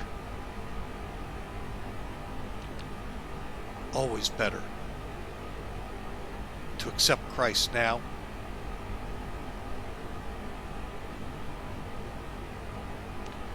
completely, wholly, in your heart, in your soul, in your mind. The number one commandment Jesus put forth, folks. Love your God with all your heart, your mind, your soul, and your heart. Number 2, love your neighbor the same way.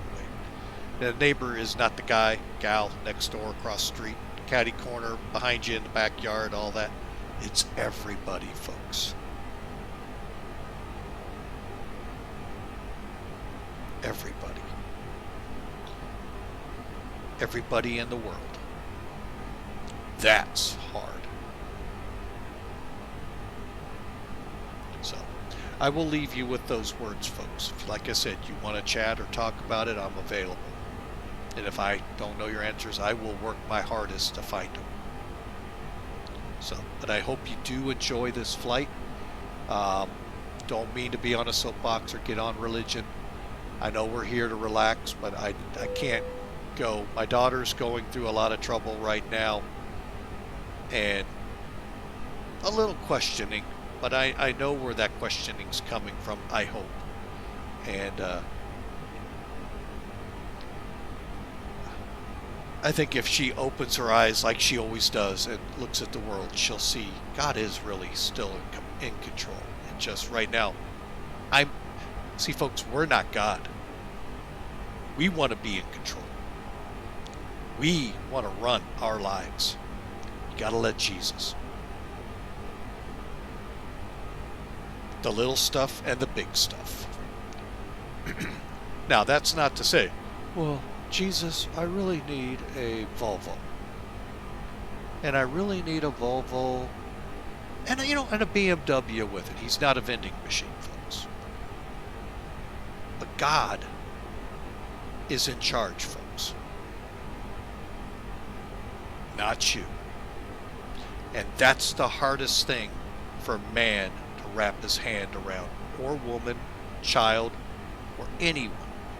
You are not in charge. Oh, you might be the boss at work. Oh, you might be the captain, or the captain of industry, or the owner of the bank, or the president even of the United States. God help us right now with who we have. Again, I side note. Folks, you're not in control. Not even Congress or the Parliament of Britain or of all these countries. God is in control. We may not like what God's going to do or what he's doing or what's going on around us. God's in control. We just have to wrap our hands. We want something. Say we want, God, is there, I really want some man or woman to come into my life so I can finally get married. God's in control, folks. You have to be patient for him to set that into motion. Remember, we only see horizontally here. He's looking down at the big picture. And if those are the pieces he wants together, then that'll happen. But he'll make things happen his way. We just have to do that hard thing called be patient. And realize God is in control.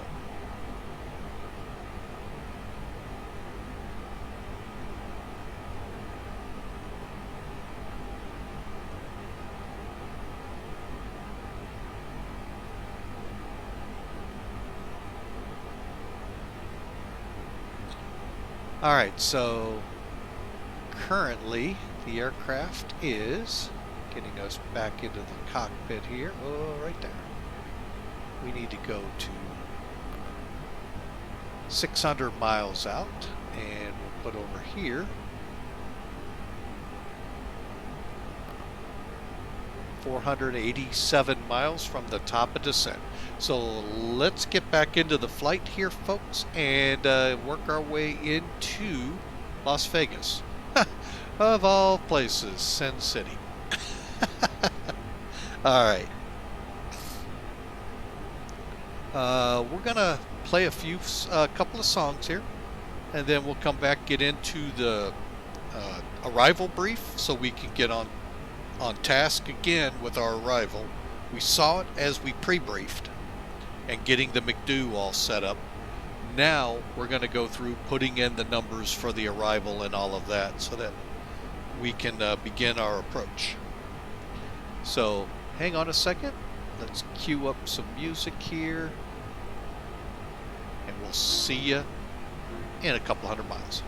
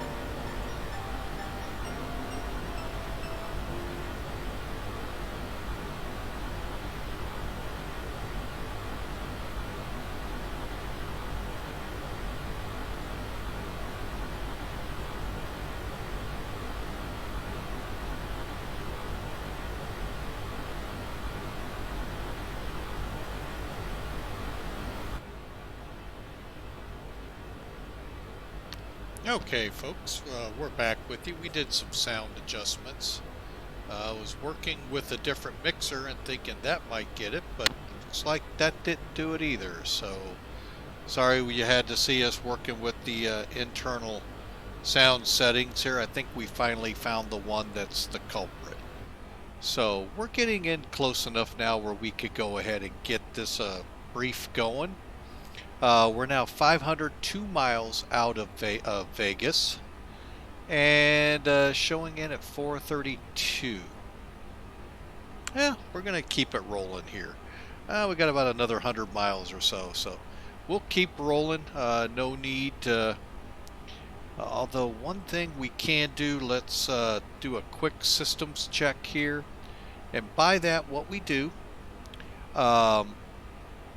is we go through each of these buttons and make sure everything is showing as it should. And what we do is we start with just by clicking all. And this gives us a nice general overview here on the lower ECAM, but let's go through each one and make sure nothing's redlining on us. So we start with the engines and everything looks good there. Nothing red. Here is our bleed air coming out of the engines into the systems. Here's our cabin pressure. Now this is the current electrical system. There's your Gen 1 on Engine 1, Engine 2's Gen 2, and how it powers the systems on the plane. Hydraulically, looks good. Fuel levels, let's see here. We need to balance out here, so let's go the easiest way. Alright, so first thing we got to do is what's called the cross feed. Now we're not cross feeding here, folks. What we're going to actually do is turn the pumps off here, allowing the pumps on engine 2 to feed both engines, and then that'll bring us to within our standards here. And that takes a little bit, so we'll come on down and continue. So from here we'll click all again. APU is off, so we shouldn't see a reading there. Here's our current temperatures throughout the plane in Celsius. Doors are, all slides are on. Oxygen in the cockpit's green and good. Wheels are up. And here is our control surfaces and what hydraulic, blue, green, or yellow, controls them. It's good to know when you have hydraulics problems. Systems, nothing showing. We'll do a recall, clear. Brings us back, and let's go back to the fuel page. We're just about there. And this is just balancing us out. Again, we're not taking the fuel from the right side of the aircraft and pumping it into the left side.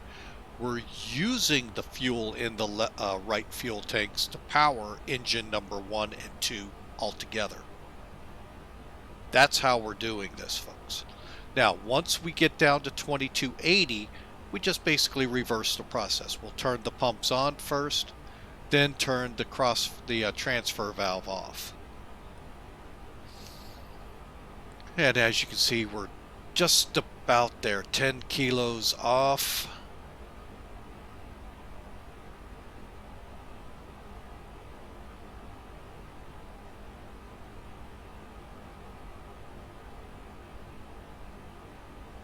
Okay, we'll turn the pumps on. You can see now the green lights are on.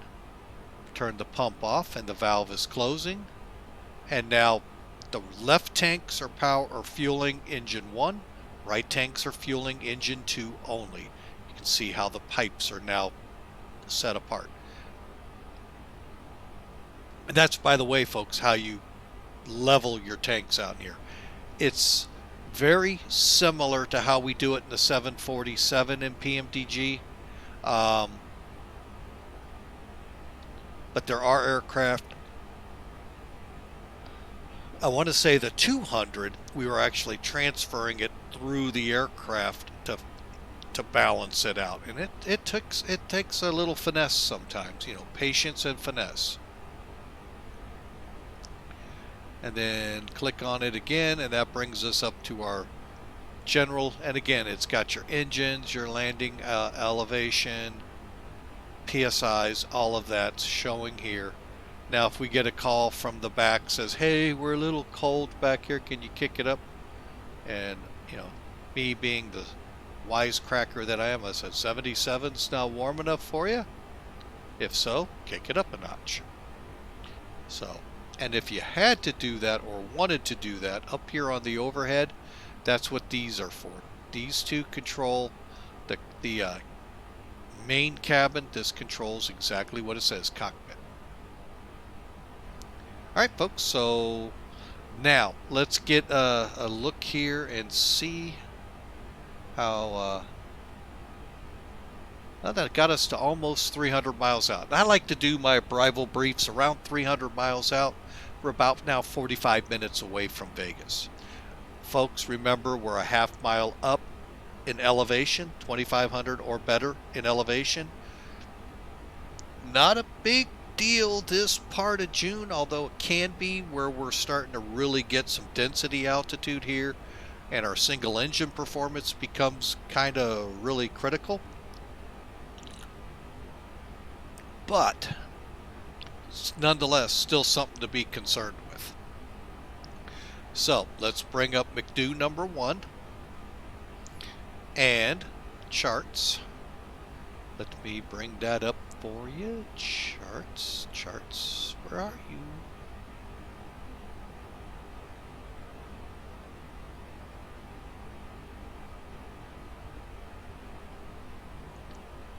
There we go. All right, making it just a bit more visible for you. Okay, first thing we want to go through here. In the Sim Toolkit world, which I don't have up, we're just going to do a quick overview of what we're doing. We're landing runway 26 left. That is still our game plan. Now, if we have to change it, we can. Airport elevation is 2,181 feet above sea level, almost a half mile.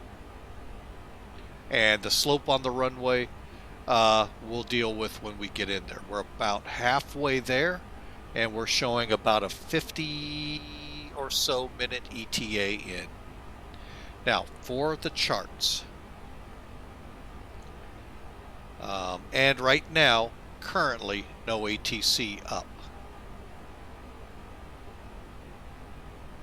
Looking for Vegas. Where is, oh, there it is. Okay. Kind of zooming in on some VATSIM stuff. Okay, now with charts up. I did not mean to hit that and kill out the sim again. Sorry, folks. Okay, so with the charts up, you can see we just crossed into Oakland airspace, or are about to. And let's center up. So you can see it's very close to crossing in. Okay, so we're coming in on the Coke TL1 arrival. And for that, we've got it up here in the chart. Okay, so we're going to go from the basic BASIC transition, and we're going to be coming in this line. But first, we're looking at, there's our ATIS and our elevation again. Here's our requirements. Lost comm instructions. And then we're going to zoom in a little bit here. So from here, this is where these instructions play in.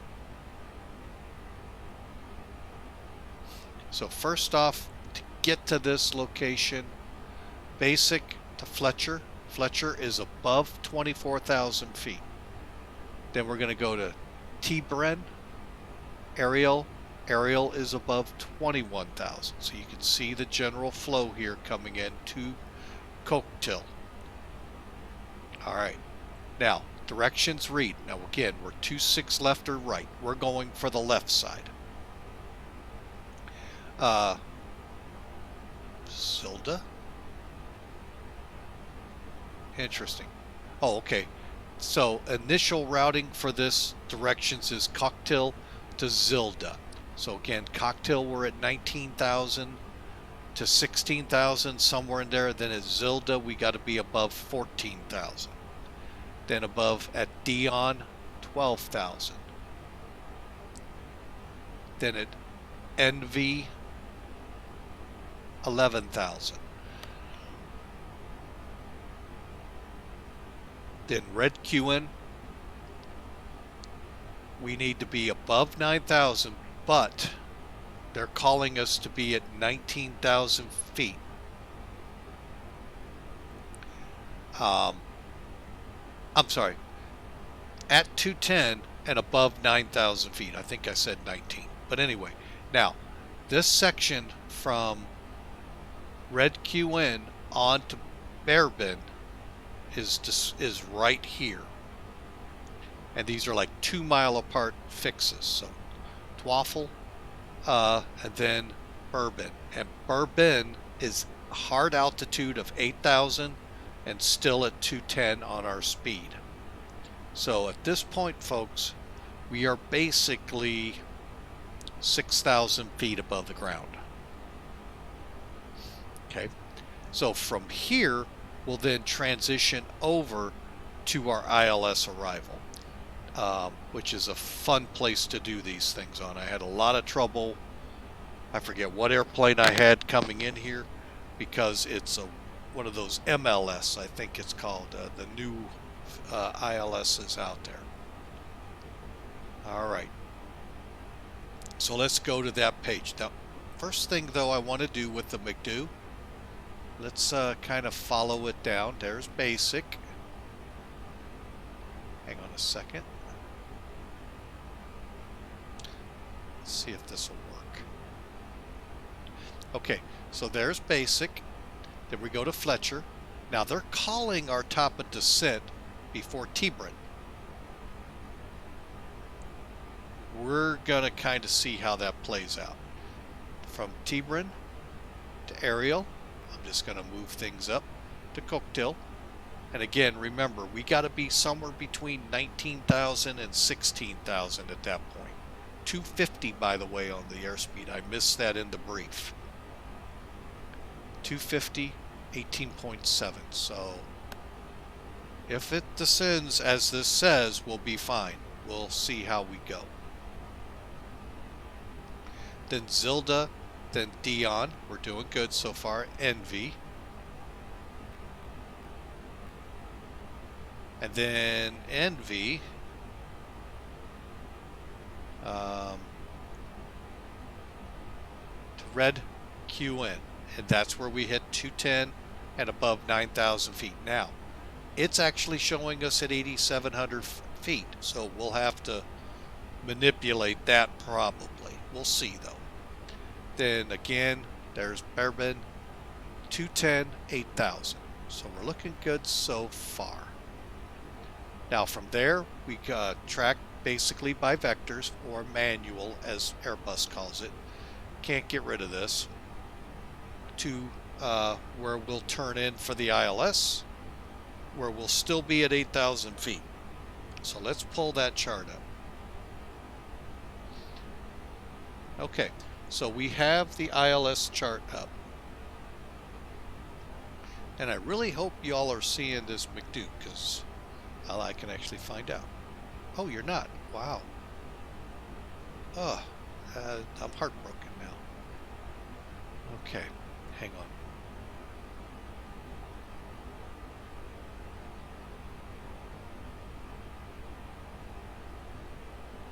Alright, so when I go into that view, I can't show it. That's really cool. Alright, oh well. Is what it is. Alright, so we got the chart up. Okay, so we're going to come in at Prino. Again, that's at 8,000. So let's first look at the chart though. Across the top is your basically identifying we're at Las Vegas, the valid dates which were valid, and the ILS approach. Okay, or type of approach. I shouldn't say ILS, whatever you're shooting. All right, then we got our frequency line. Takes us from ATIS, from approach, tower, ground. Now, this is the line we really begin to concern ourselves with. Our localizer is 111.5. It's also delineated here. The final approach course, which is what we're going to be doing down, is 259. Now, Reland, located right there, it's that fixed there, is 7.2 miles from IRLE. The DME for that. Now, at that point, let me make sure, because I did this once. Yep, okay.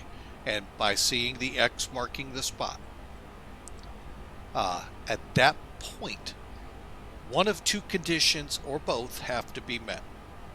One, we're at 3,800 feet. The other is on glide slope. So if either of those true or both are true, we can continue the approach. If they're not, we have to do a go around. Now, if those were true and we continue, our actual decision altitude height is 2269, which is 200 feet above the ground. Remember, folks, we're elevated here. Some of you, I know, you're going, we know, you've said it so many times, but a lot of people forget. And that's why I kind of bring it back to you.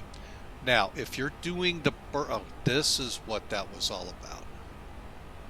It's bringing you into Huxar.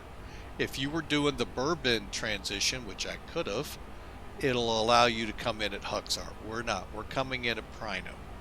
Although we might fly that in. We'll see. So, and then here's our airport elevation, and we're going to be at 2069 on 26 left. Okay, here's our missed approach. It's climbed to 3,200 feet. Then continue the climbing. It's a climbing right-hand turn then to 6,000 feet to a heading of 080, and then intercept the inbound radial 286 to Boulder VOR, and at Boulder we're going to hold. And the hold there looks like a teardrop entry, so we'll come in, do the procedure turn, come back and get into the hold until tower or till ATC says otherwise. All right, now we're at a transition level. We're into US, it's 18,000 feet.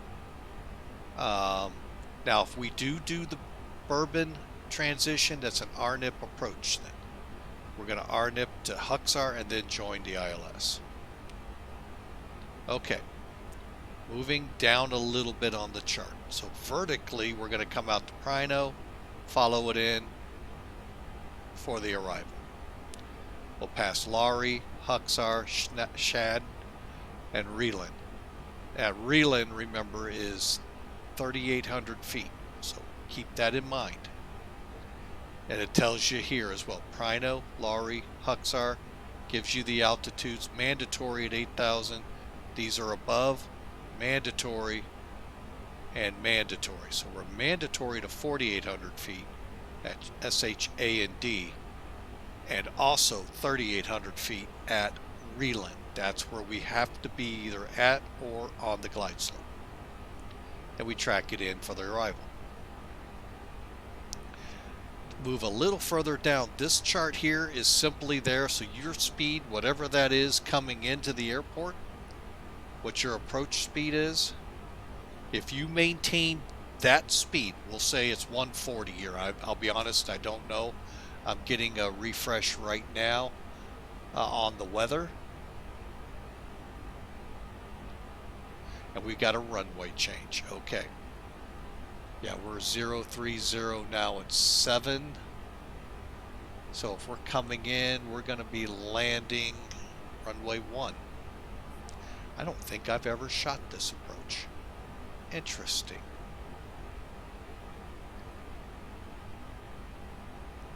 Okay, so let's get that pulled up here. Hang on.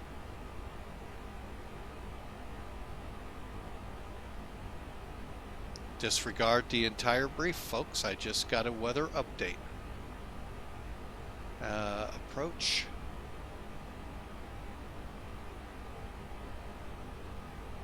come in one left.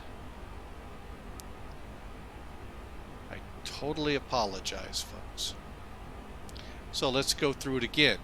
So the approach now will be 110.1, 14 for the heading. Wow, I have never shot this one before. And at Nodi, which is right here, or 10 miles out, 5,300 feet. Decision altitude's the same, 2460, a little higher, 284 feet above ground. This one we just climb to 3,000, then into a right climbing turn to 7,000. Again, we're going to hold at Boulder. Procedure turn to get in. Here you can see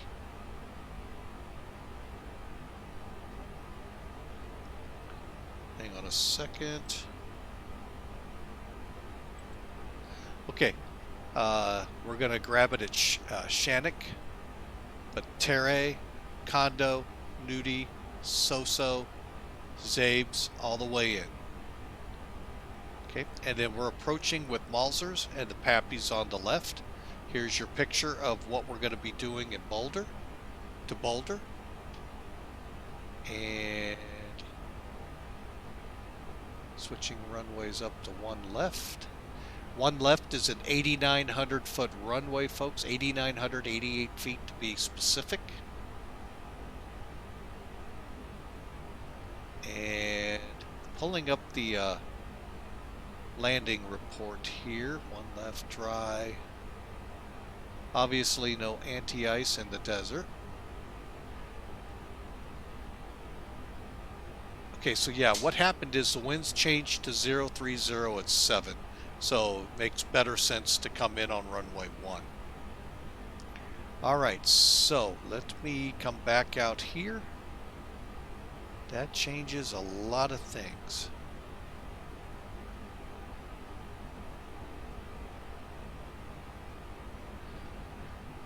Okay, so let's get the changes made.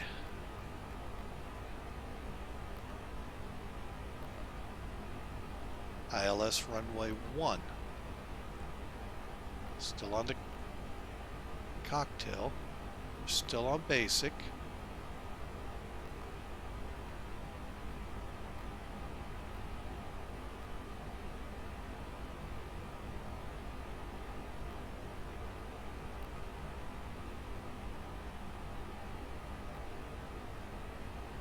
Okay, so let me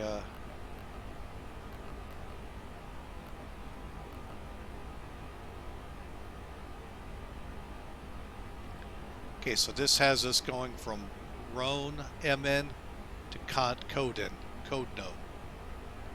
Let's see, Code No.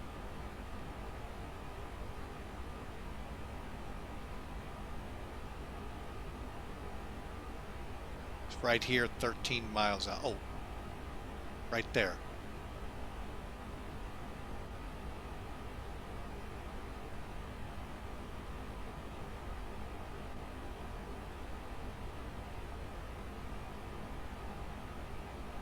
Okay, so we're reset now. Alright, so real quick, because we're going to be coming out this way, Mizikals below 12,000, so we'll set that there. Above 10, the bomb. Romno is the 8,000 and 210 now.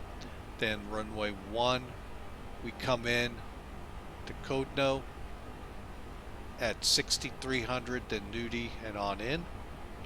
And approach speed will be 140, so as long as we do an 842 foot a minute drop, we'll be okay.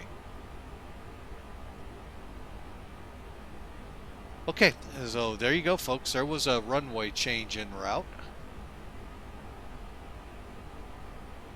That's why I don't like putting runways in the beginning, because that's what happens. Oh well. But we were able to adjust, and we will end up, we got an 8988 with about 2,000 feet, 2 to 3,000 feet remaining.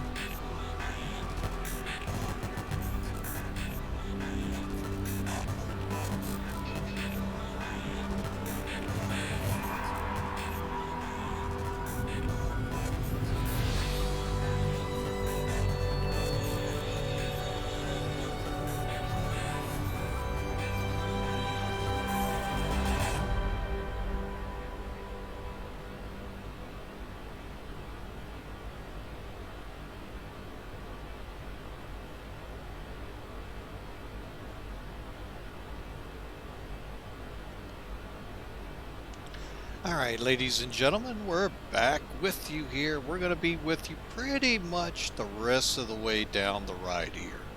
We're going to do a quick down and dirty update here. We're getting it from our ACARs. Still 030. This weather was good as of really one hour ago. So about 45-50 minutes ago. But anyway, so we're going to be getting a new one. The TAF still kind of leans that way, although the 7s could come into play then. We're going to just stick with runway 1 now that we're programmed up. So we'll be doing a PAX on, no anti-ice, will be a full flap configuration on landing to a dry runway. So, and I'll bring up the METAR here for you. Making that a little easier as well to understand what I'm saying.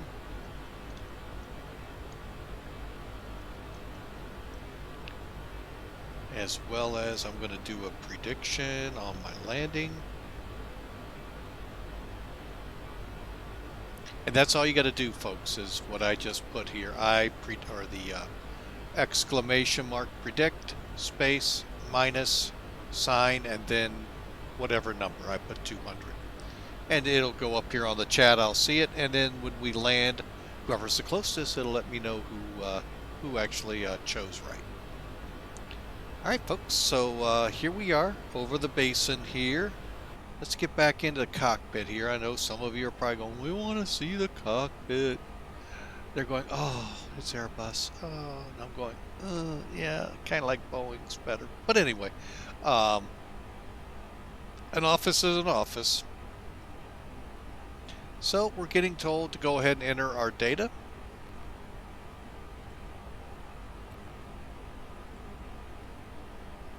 One thing I want to point out though, you see where it says activate approach here? We're going to do that, but you got to do it in a way where it won't immediately take you to your landing speed or approach speed. So if like right now I clicked it, it's going to take us to 140. Not the best of times to be at 140 at 37,000 feet. So we'll put that as we get around 10,000, maybe 5,000. Somewhere in there is where we'll click it. So, but for now, let's head over to the perf page, click over twice to the approach page. Now here is where we got to type in the altimeter correctly, as well as the information presented. So it wants 29, and you have to put the decimal in, folks. What is it? 2998. Okay, now we need the temperature, and I'm showing on the METAR here 27. We'll go with it. And currently 030 at 7.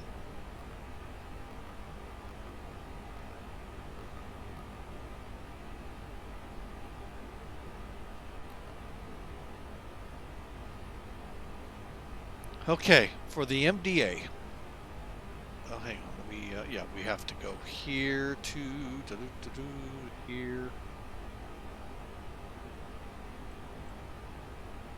Of 2460. Now you can either put in what the above ground is for the decision height or the minimum descent altitude. Really, both are the same.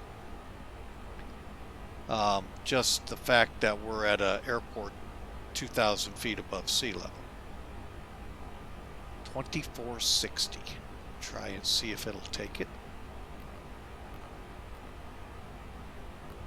Okay.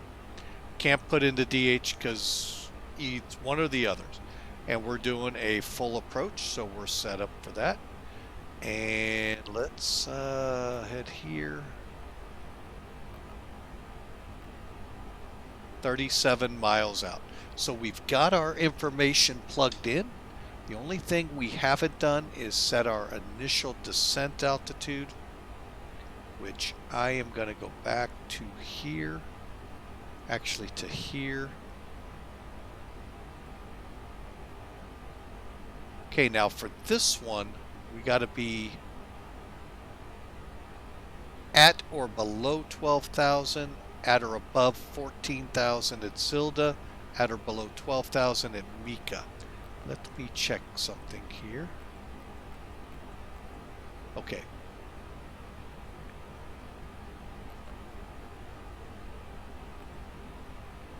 All right, so we're going to put in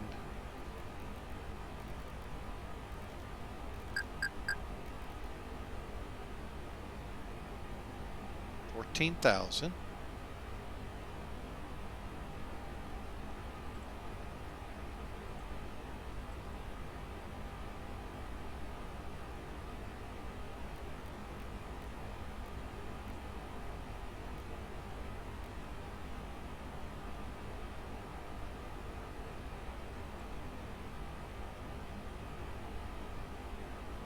Okay, what I'm going to do is go ahead.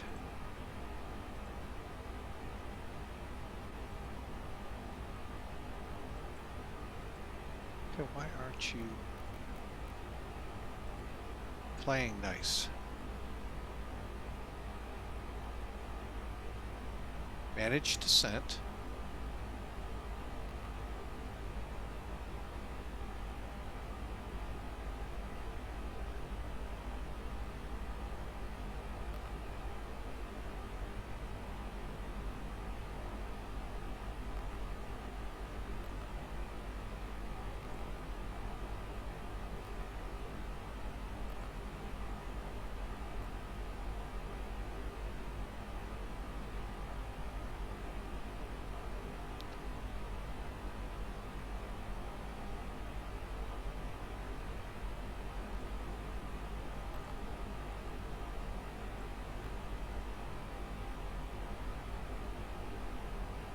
Okay, my bad. We had just crossed. I see what happened is that discontinuity came back at us. Okay, so we are beginning the descent.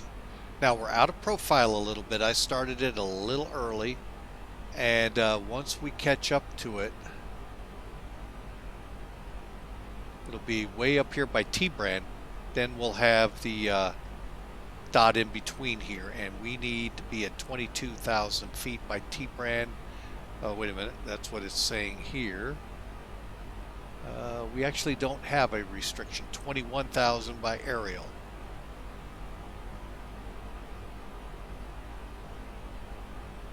Okay, so we're on the chart now, and I'm going to keep it here till we get in a little closer. All right, do I have that visible for you all? No, I do not. Sorry about that. Acting like I did. Okay, so T-brand, we're coming back onto course here in a minute.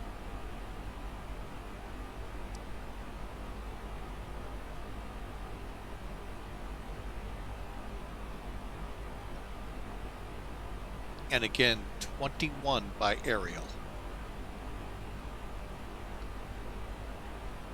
In the meantime, I am going to go ahead and do another system check, making sure we don't have any troubles. Okay.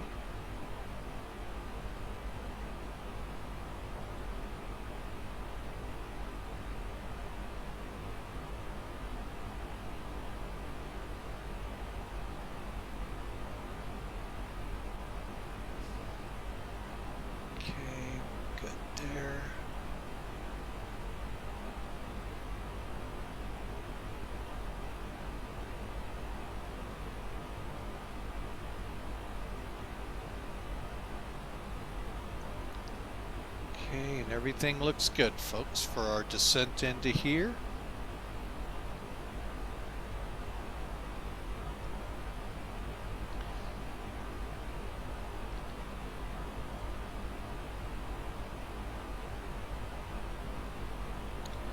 Vegas is not far away.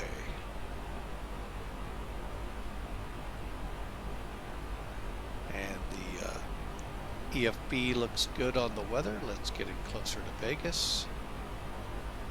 Awesome. And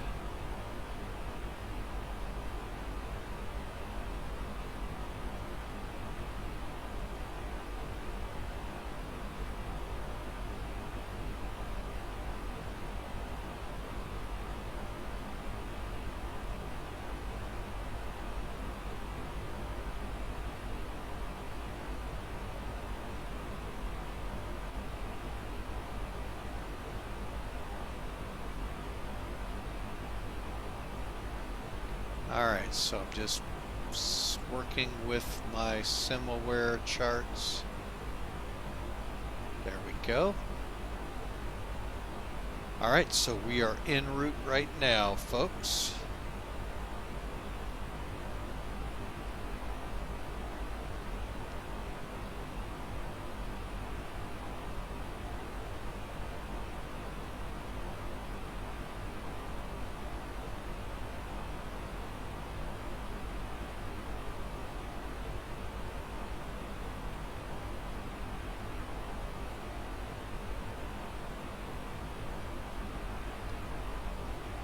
And TCAS never seems to show up here correctly either, so I don't know why. And I know it has probably something to do with it saying TA only. But for the love of God, I can't figure out what I need to click to get around that.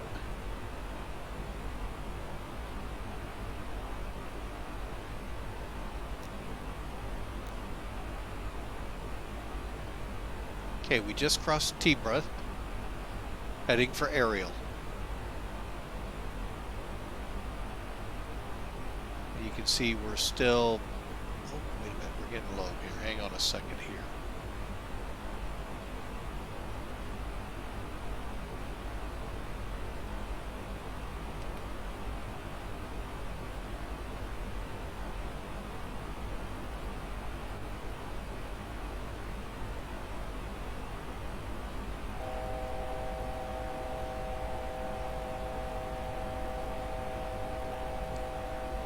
Okay, we're coming back up to 21,000 for aerial.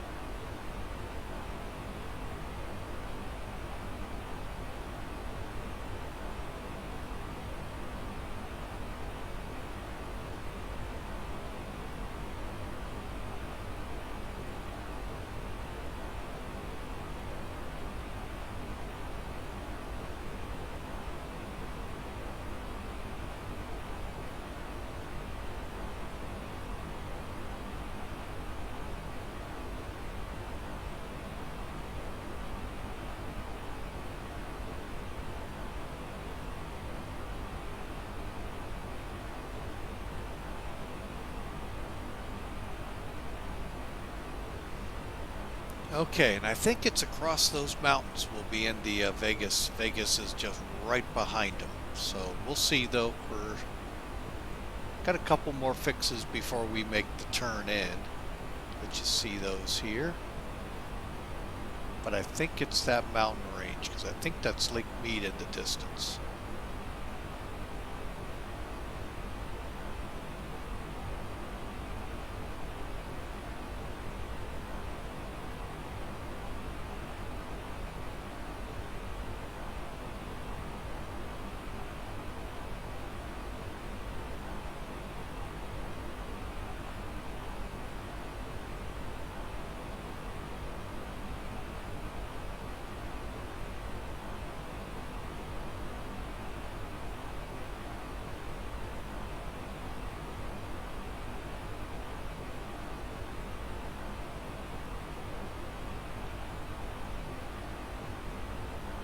Okay, there's 21,000. We're going to start our descent now to 12 to 14.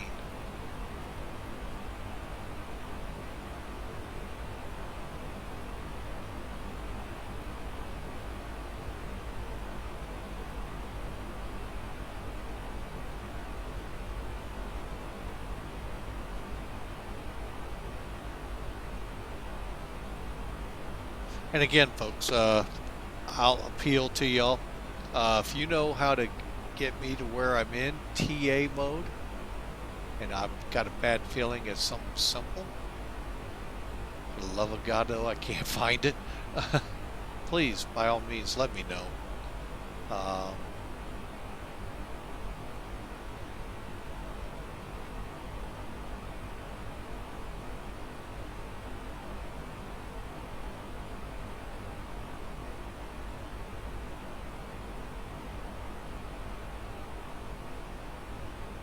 because I'm in TARA.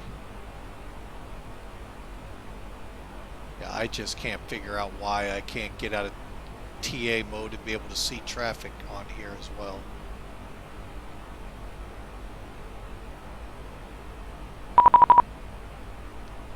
Of course, we're going to have ATC. Alright, well, hopefully they do as good a job as they did up in, I don't hold my breath when it comes to NorCal controllers.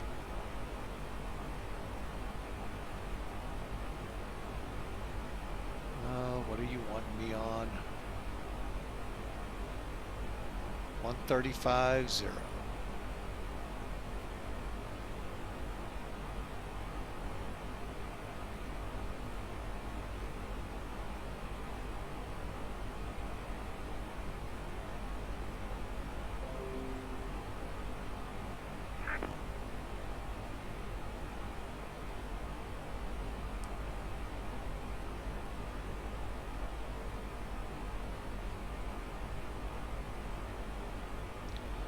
Las Vegas approach, Mac Air 572 with you, descending through 19,000 on the cocktail arrival for runway 1 left. Mac 0572 Las Vegas approach, Las Vegas altimeter 2998, squawk 1321. 1321, Mac Air 572.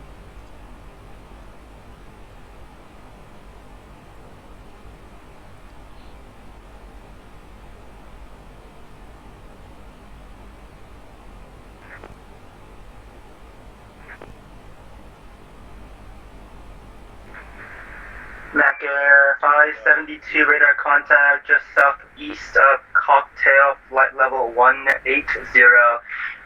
Las Vegas currently in config 1.26 left and 1 in the 19s. I can give you 1 left if you would really like that. Negatory, sir. We'll just go offline. Y'all have a great day. Mac Air 0572, Roger, we'll see ya. Hence why I don't get on VATSIM, especially in Las Vegas. Because my weather is different than their weather. Alright, so we're offline now, folks. Aggravating to go through all that crap. Now I gotta go back down here and clear this up.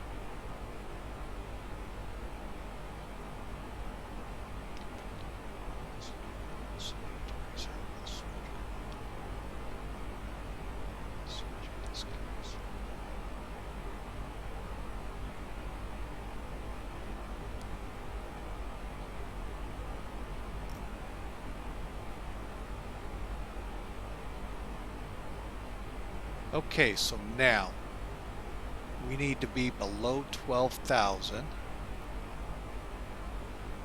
Yeah, I got enough to worry about on these approaches, these weird approaches, and it's because of the high terrain and them switching runways around because they don't like it, because they want to play with what they know. So that's why we're going offline, so we don't get more aggravated than we already are with them. Okay, so we got to be at 12,000 by here.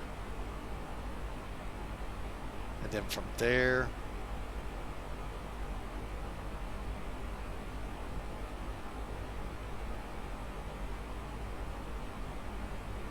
$10,000 above.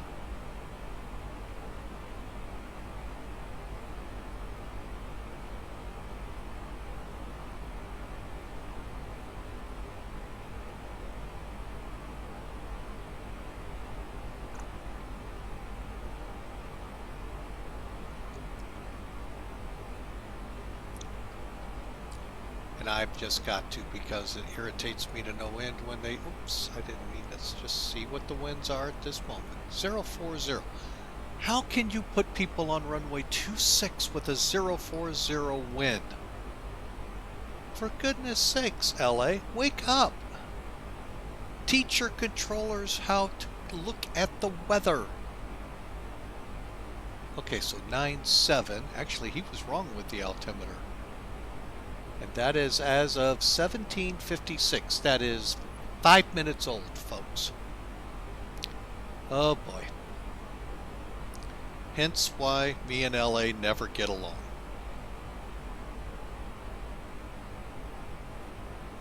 What's going on here? Why did I lose?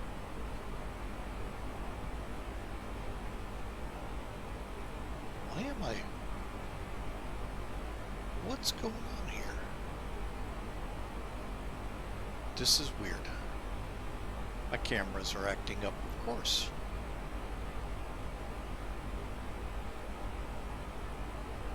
Alright, so we are coming over. Now we got to get below, or no lower than 10,000 by the next one. I'd let it go, but it's looking like it's not doing a good job here. And we're going to switch, get the LS on, so we have the ILS and all available.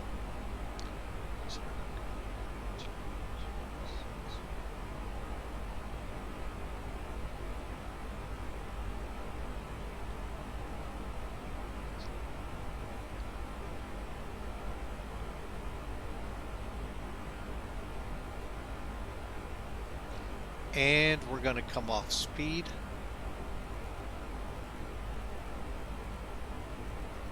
Start slowing to 220. Okay, where are we on the chart?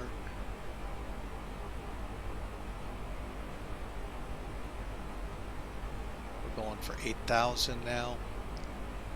All right, and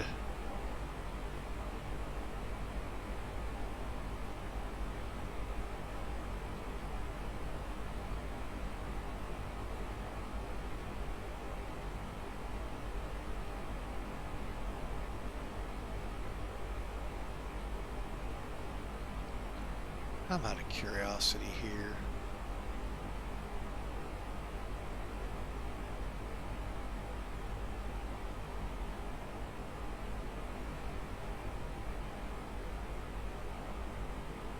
Alright, well, we're not going to worry about views.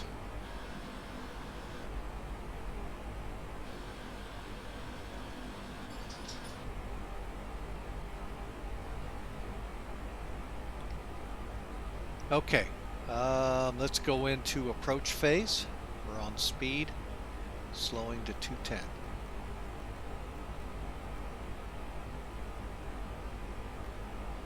That's on the perf page. All we got to do is activate approach.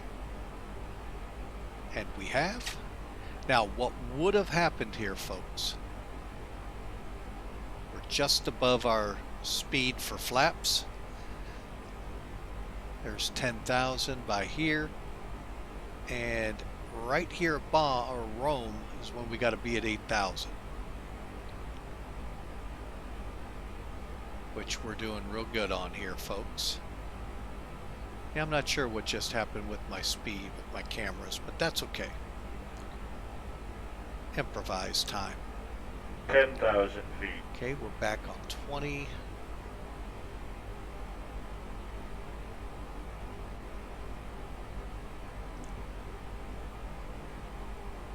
Okay, so we're at 10,000 feet. That means the lights come on.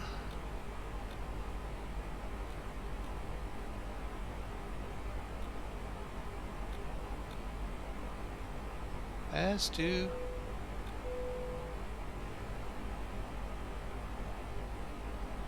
Yeah, they're all screwed up right now, so. See if I can't do a quick.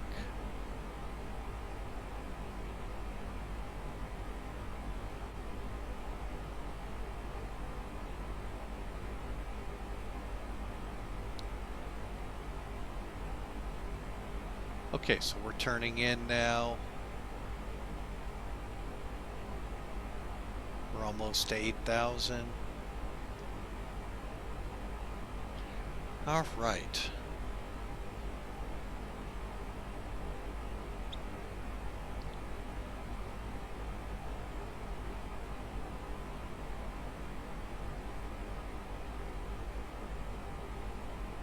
And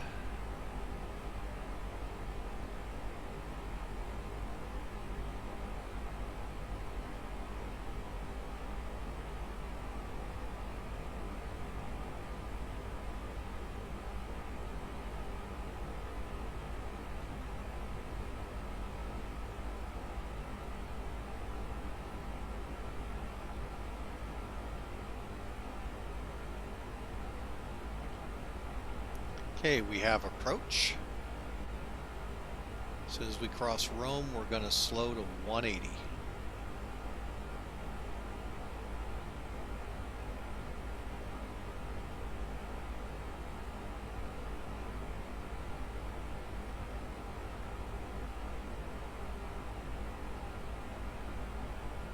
That should be any second now, slowing to 180.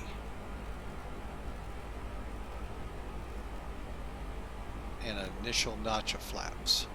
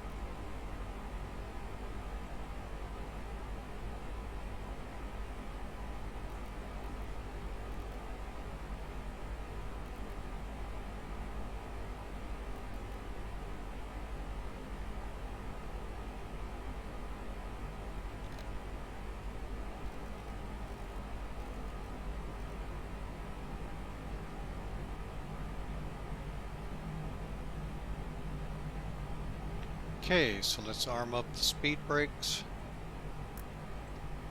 Auto brakes to medium.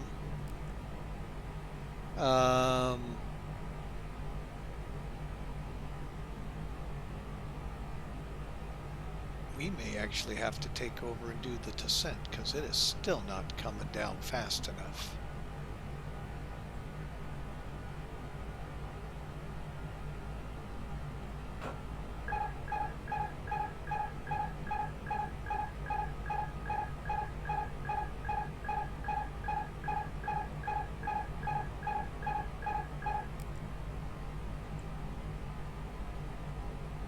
And here comes the gear. Got the runway in sight. And since our controller didn't know any better, Mac Air 572 airport in sight. Gear down.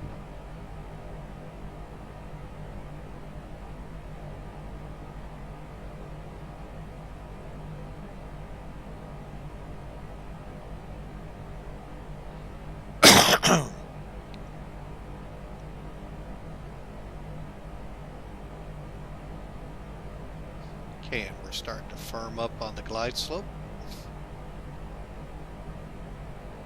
2,500.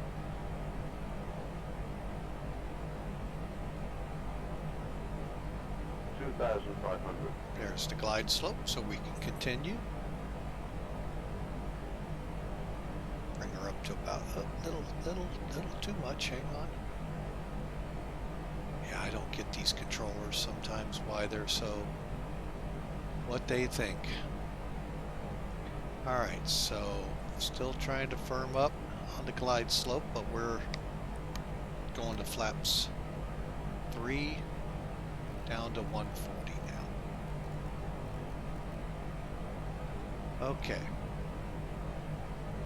Now this airport always gets me. They said the Pappies were on the left, so I'm assuming that one, but I think that's our runway. But we're now below glide path, so let's pull up.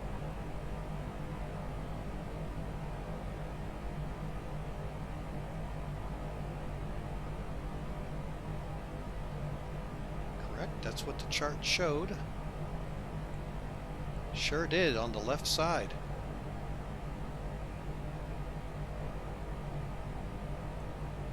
Oh wait, that is the runway. Disregard, I'm being silly. That's a ramp.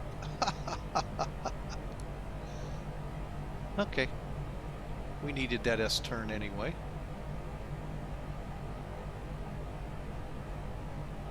$1,000. 1,000. Our plane. Firming back up on the localizer.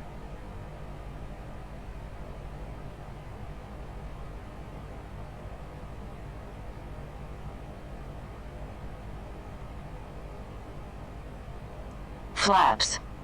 Flaps. Thank you, I did forget my last notch.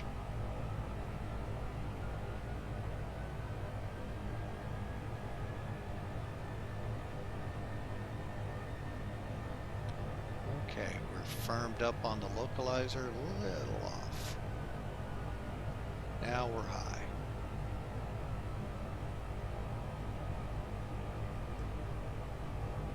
Approaching 0, 1, left. 500. 500. Okay. 400. 400. 100 above. 300. 300. There's minimums landing. 200. 200. How do you get runway 26 to play on this kind of wind? 100. 100. 50. 50. 40. 40. 30. 20. Retard. 20. 10. 20. 5. 10.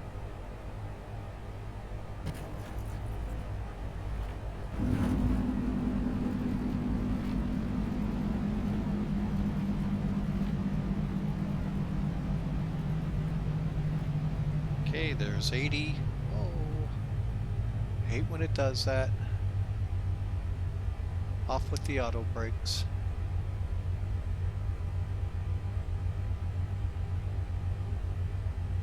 Three 3,000 feet remaining.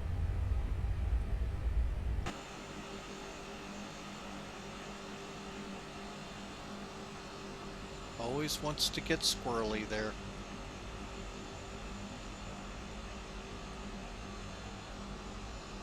And Las Vegas traffic, Mac Air 572, also Allegiant.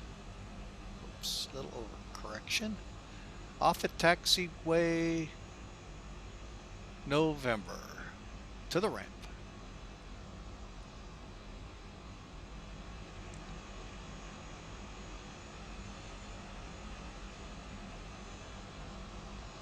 All right, let's go ahead and get this aircraft cleaned up. Boy, I don't know what's going on here, but that's okay. We'll bring the flaps up. Transponder to standby. De-arm the spoilers. Oops, forgot the weather radar.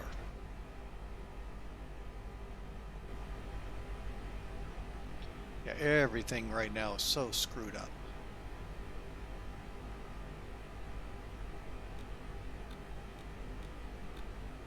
Okay. APU master up here.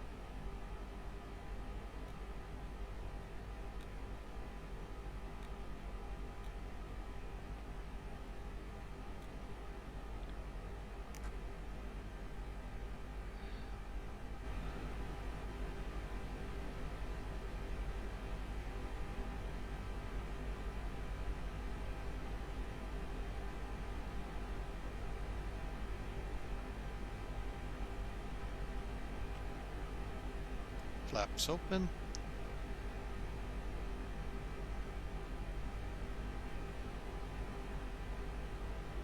Boy, everything is so hosed on my cameras. And we'll get the APU bleed once we're there. Let me get things set up for when we get into the gate. Okay, let's cross the runway.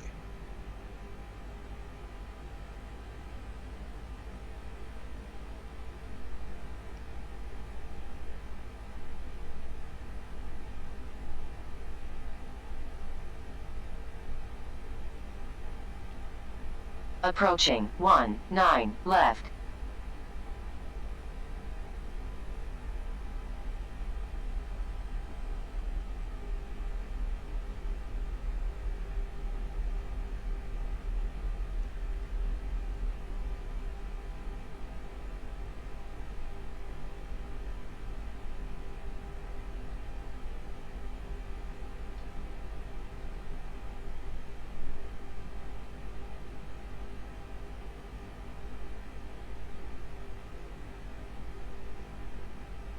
Alright, we've actually got hot brakes.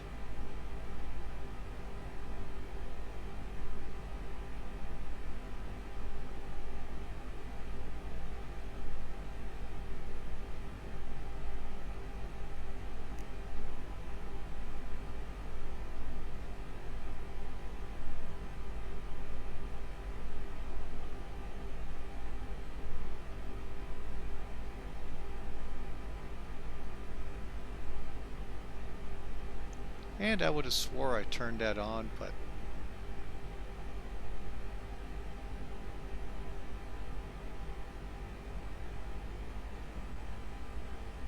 okay, hot brakes are taken care of, or heated brakes. Alright, so the landing rate was 426 feet per minute. Seemed like a lot better. Oh, wait. Seemed a lot lighter than that, but, you know, hey, what do I know?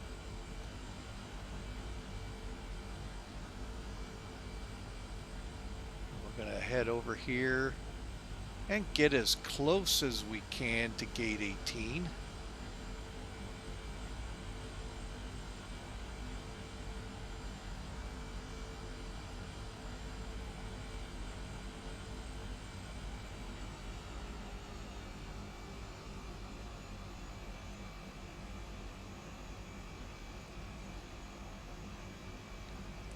Alright, let's see where we, looks like all the airplanes are in my gate.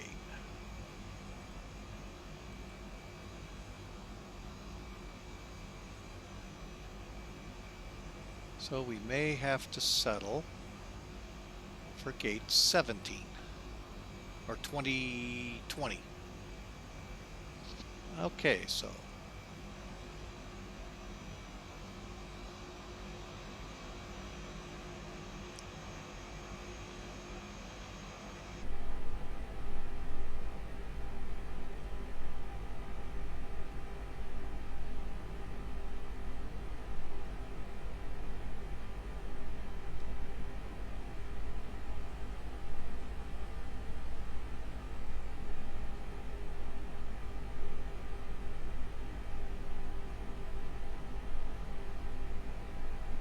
okay, working our way around the corral here. Turn our lights off.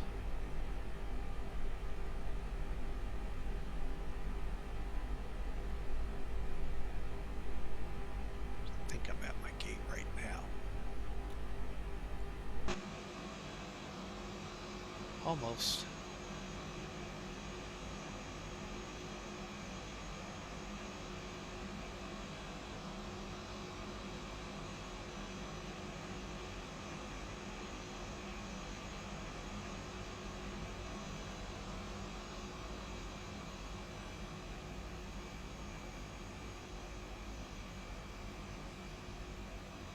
Okay, here we go, folks, into the gate area. When we were in Vegas, these gates were under remodeling or something. So it's kind of neat that they're back in action.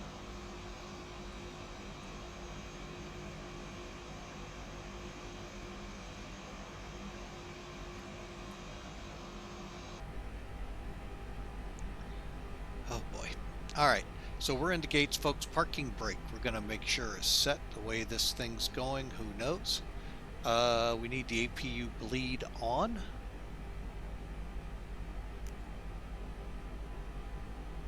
Seatbelts will turn off now.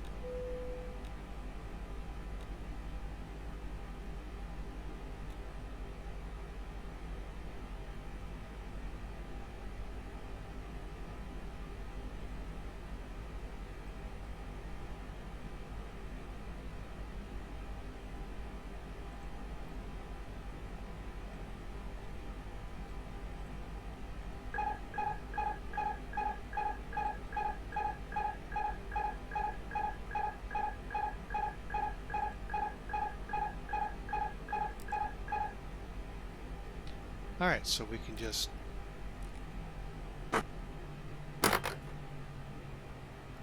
alright, so we got the engines turned off, and let's down the beacon. Really don't know what the warning was for, folks. I couldn't see anything other than auto flight, but I don't know. Okay, so chocks. Get the external battery hooked up. Okay. And we're in the gate, so we got to change from stairs to call. Get those coming.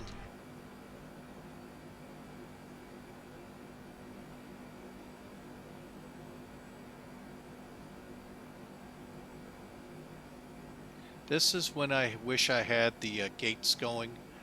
I'd just like to see how it works. Okay, so fuel pumps off.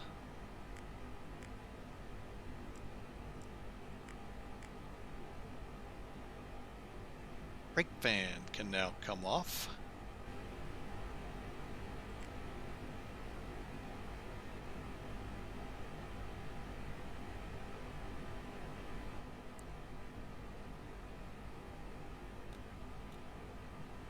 Oh. TCAS is on standby.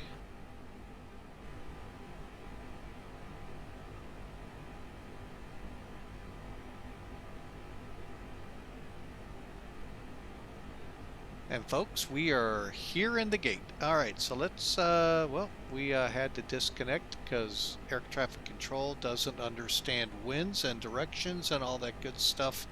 They only understand how to land you on the longest runway possible, irregardless of what the winds are.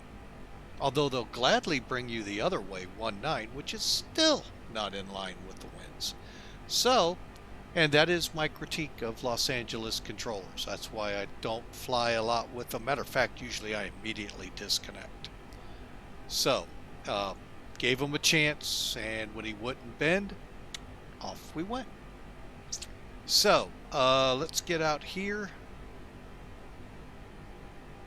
We got the, let me just make sure.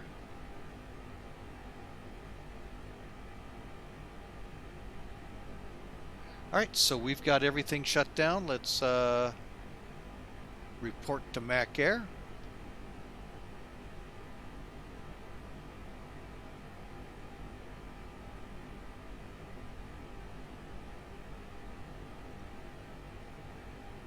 Whoop, cancel. I need to file. Ooh, so glad it has that warning on it. Now that I made that mistake, yeah, look at that. Yeah, your instructor needs to learn. Let's see here. So we get rid of that. So that doesn't upset me anymore. That doesn't upset me. Millennium. Heading over to profile, and just want to make sure the PyRep filed before we do the next thing I want to do.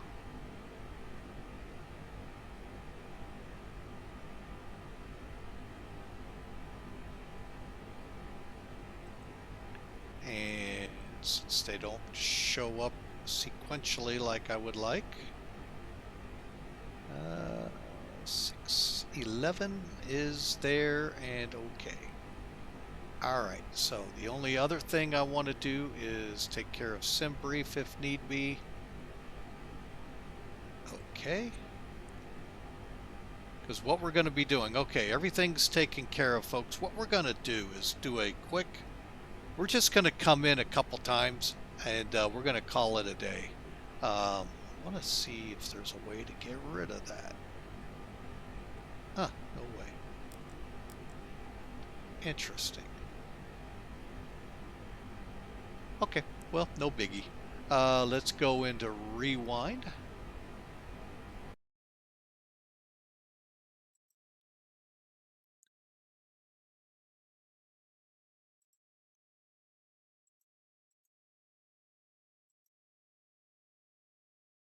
Ah, thought I closed that out. My bad.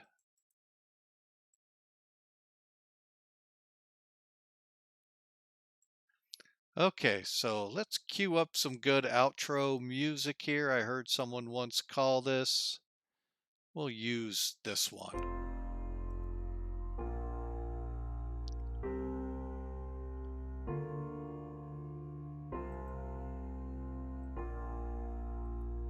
Okay, let's get in a little closer.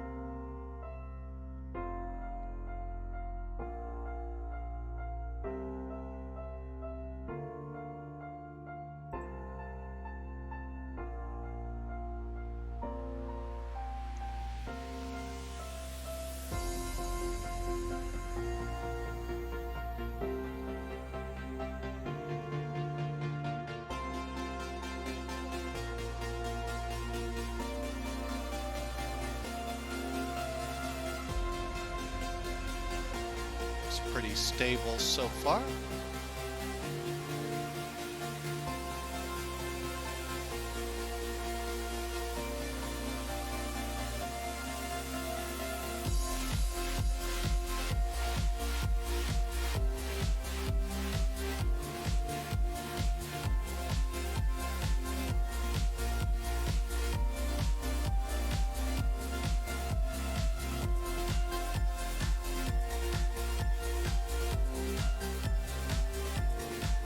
I could see where it could come up with that.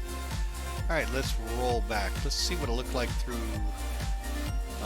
landing with the engine side there.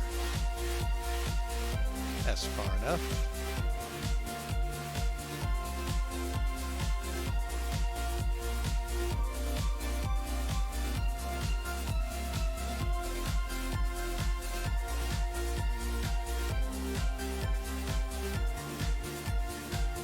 Kind of see the wheel right under it.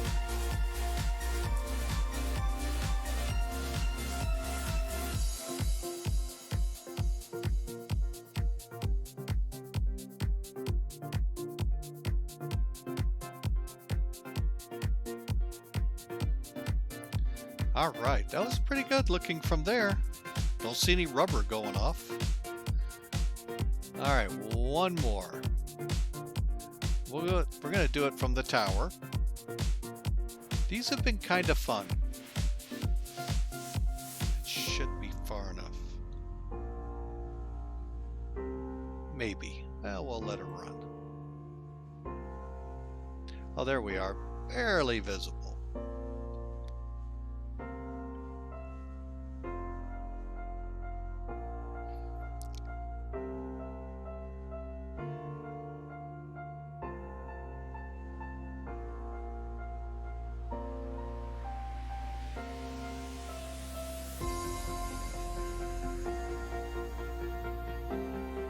I mean, that looked like a flat-out fabulous landing.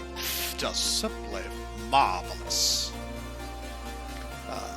But anyway, well, folks, we've had a blast flying from Bellingham back to Vegas. When we were in Vegas, we stayed at that first castle on the left when you go south of the airport and come up the boulevard. It was a great time we had there and a great time on this flight. Folks, we love having y'all follow us so we can see you on the next adventure. That will be Monday. So, folks, from all of us here at Flying with Mike, thank you for flying with us. And we hope you enjoy your time here in the Vegas area.